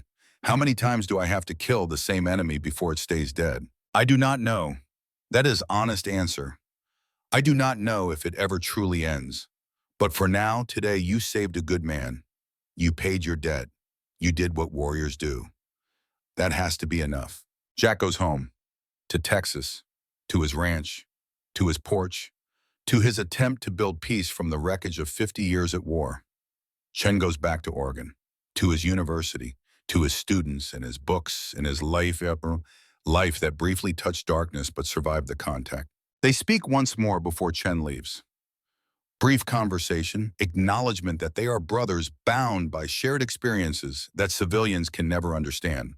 Promise to stay in contact, to remember, to carry forward the lessons learned in jungles and deserts and the 1,000 places where wars are fought by men who rarely see their names in newspapers. September comes. Jack flies to Fort Benning for Sarah's promotion ceremony.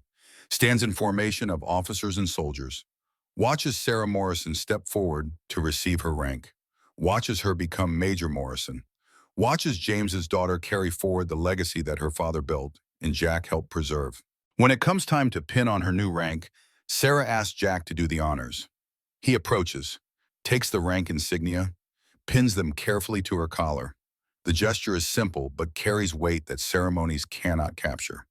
This is passing of something important. This is acknowledgement that the mission continues through new generation. This is Jack's answer to the question of what his life has meant. Thank you, Sarah says quietly, for everything, for showing me what Dad tried to teach, for being here when I needed you, for surviving when you easily could have given up. Your father would be proud. I am proud. You are everything a warrior should be, strong and skilled and compassionate and wise. The Army is lucky to have you. The ceremony ends. Officers congratulate Sarah.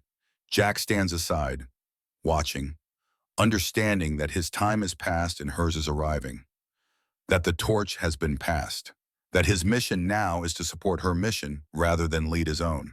Marcus finds him after ceremony. How does it feel watching the next generation take over? Strange, good, sad, all of those at once.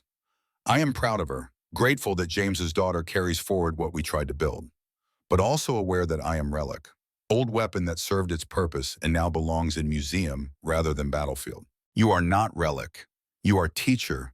You are guide. You are the one who shows them what honor looks like when everything else is chaos. That is important work, maybe more important than combat. Maybe, or maybe I am just old man trying to convince himself that survival was not waste.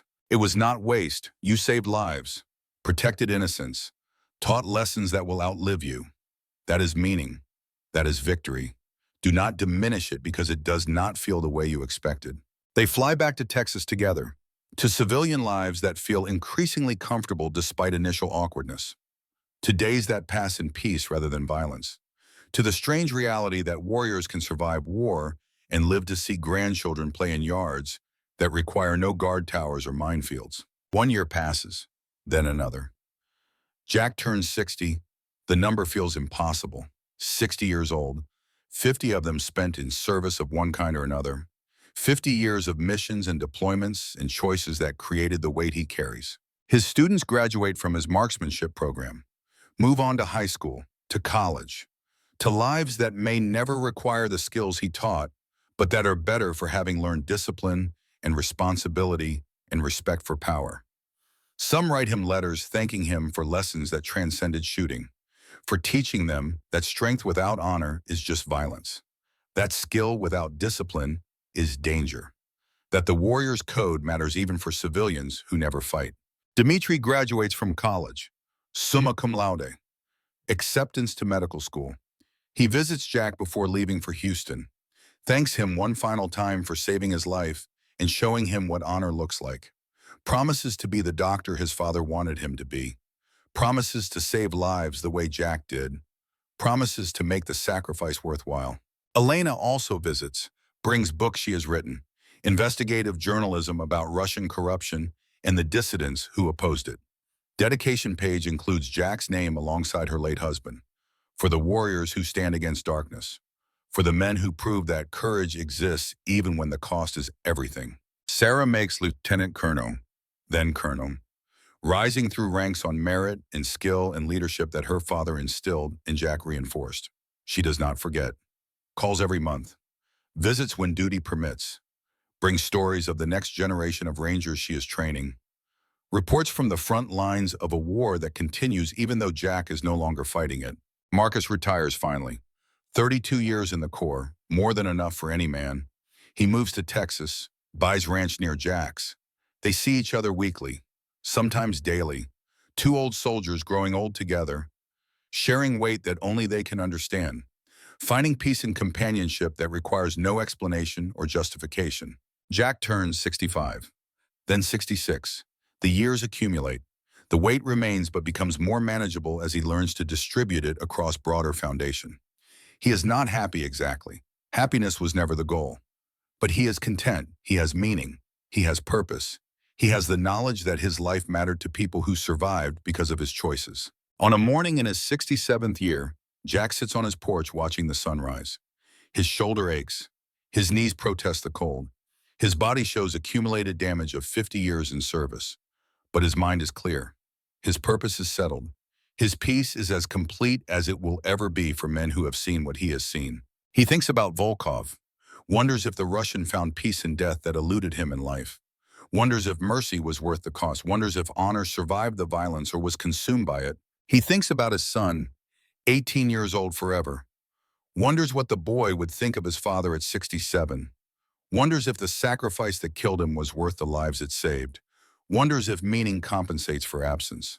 He thinks about Mary, about James, about the 48 faces he carries, about Douglas Chen and Dmitri and Elena and Sarah and Marcus and all the people whose lives intersected with his in ways that created weight and meaning in equal measure. The sun climbs. The day begins. Jack stands carefully. His body protests but obeys. He has work to do, students to teach, land to maintain, life to live in whatever form is available to 67-year-old warriors who survived when they should not have. He is Colonel Jack McBride, soldier, father, husband, teacher, friend, brother. He is the last Ranger, the old warrior, the stubborn man who refused to quit even when quitting was the wise choice. He has survived, has meaning, has purpose, has the knowledge that his presence in the world made difference to people who deserve better than the world was offering. That is not happiness, but it is enough. The mission continues in new forms, through new people, but it continued. And Jack McBride, at 67 years old and impossibly alive, accepts his burden and carries it forward into whatever years remain. Because that is what warriors do. They stand, they fight, they protect, they teach. They carry the weight so others do not have to. They live with honor even when honor costs everything. And when their time finally comes, when the weight finally becomes too much, when the body finally fails and the mission finally ends, they go knowing that their lives mattered, that they stood between the innocent and the darkness, that they were warriors. And that is enough.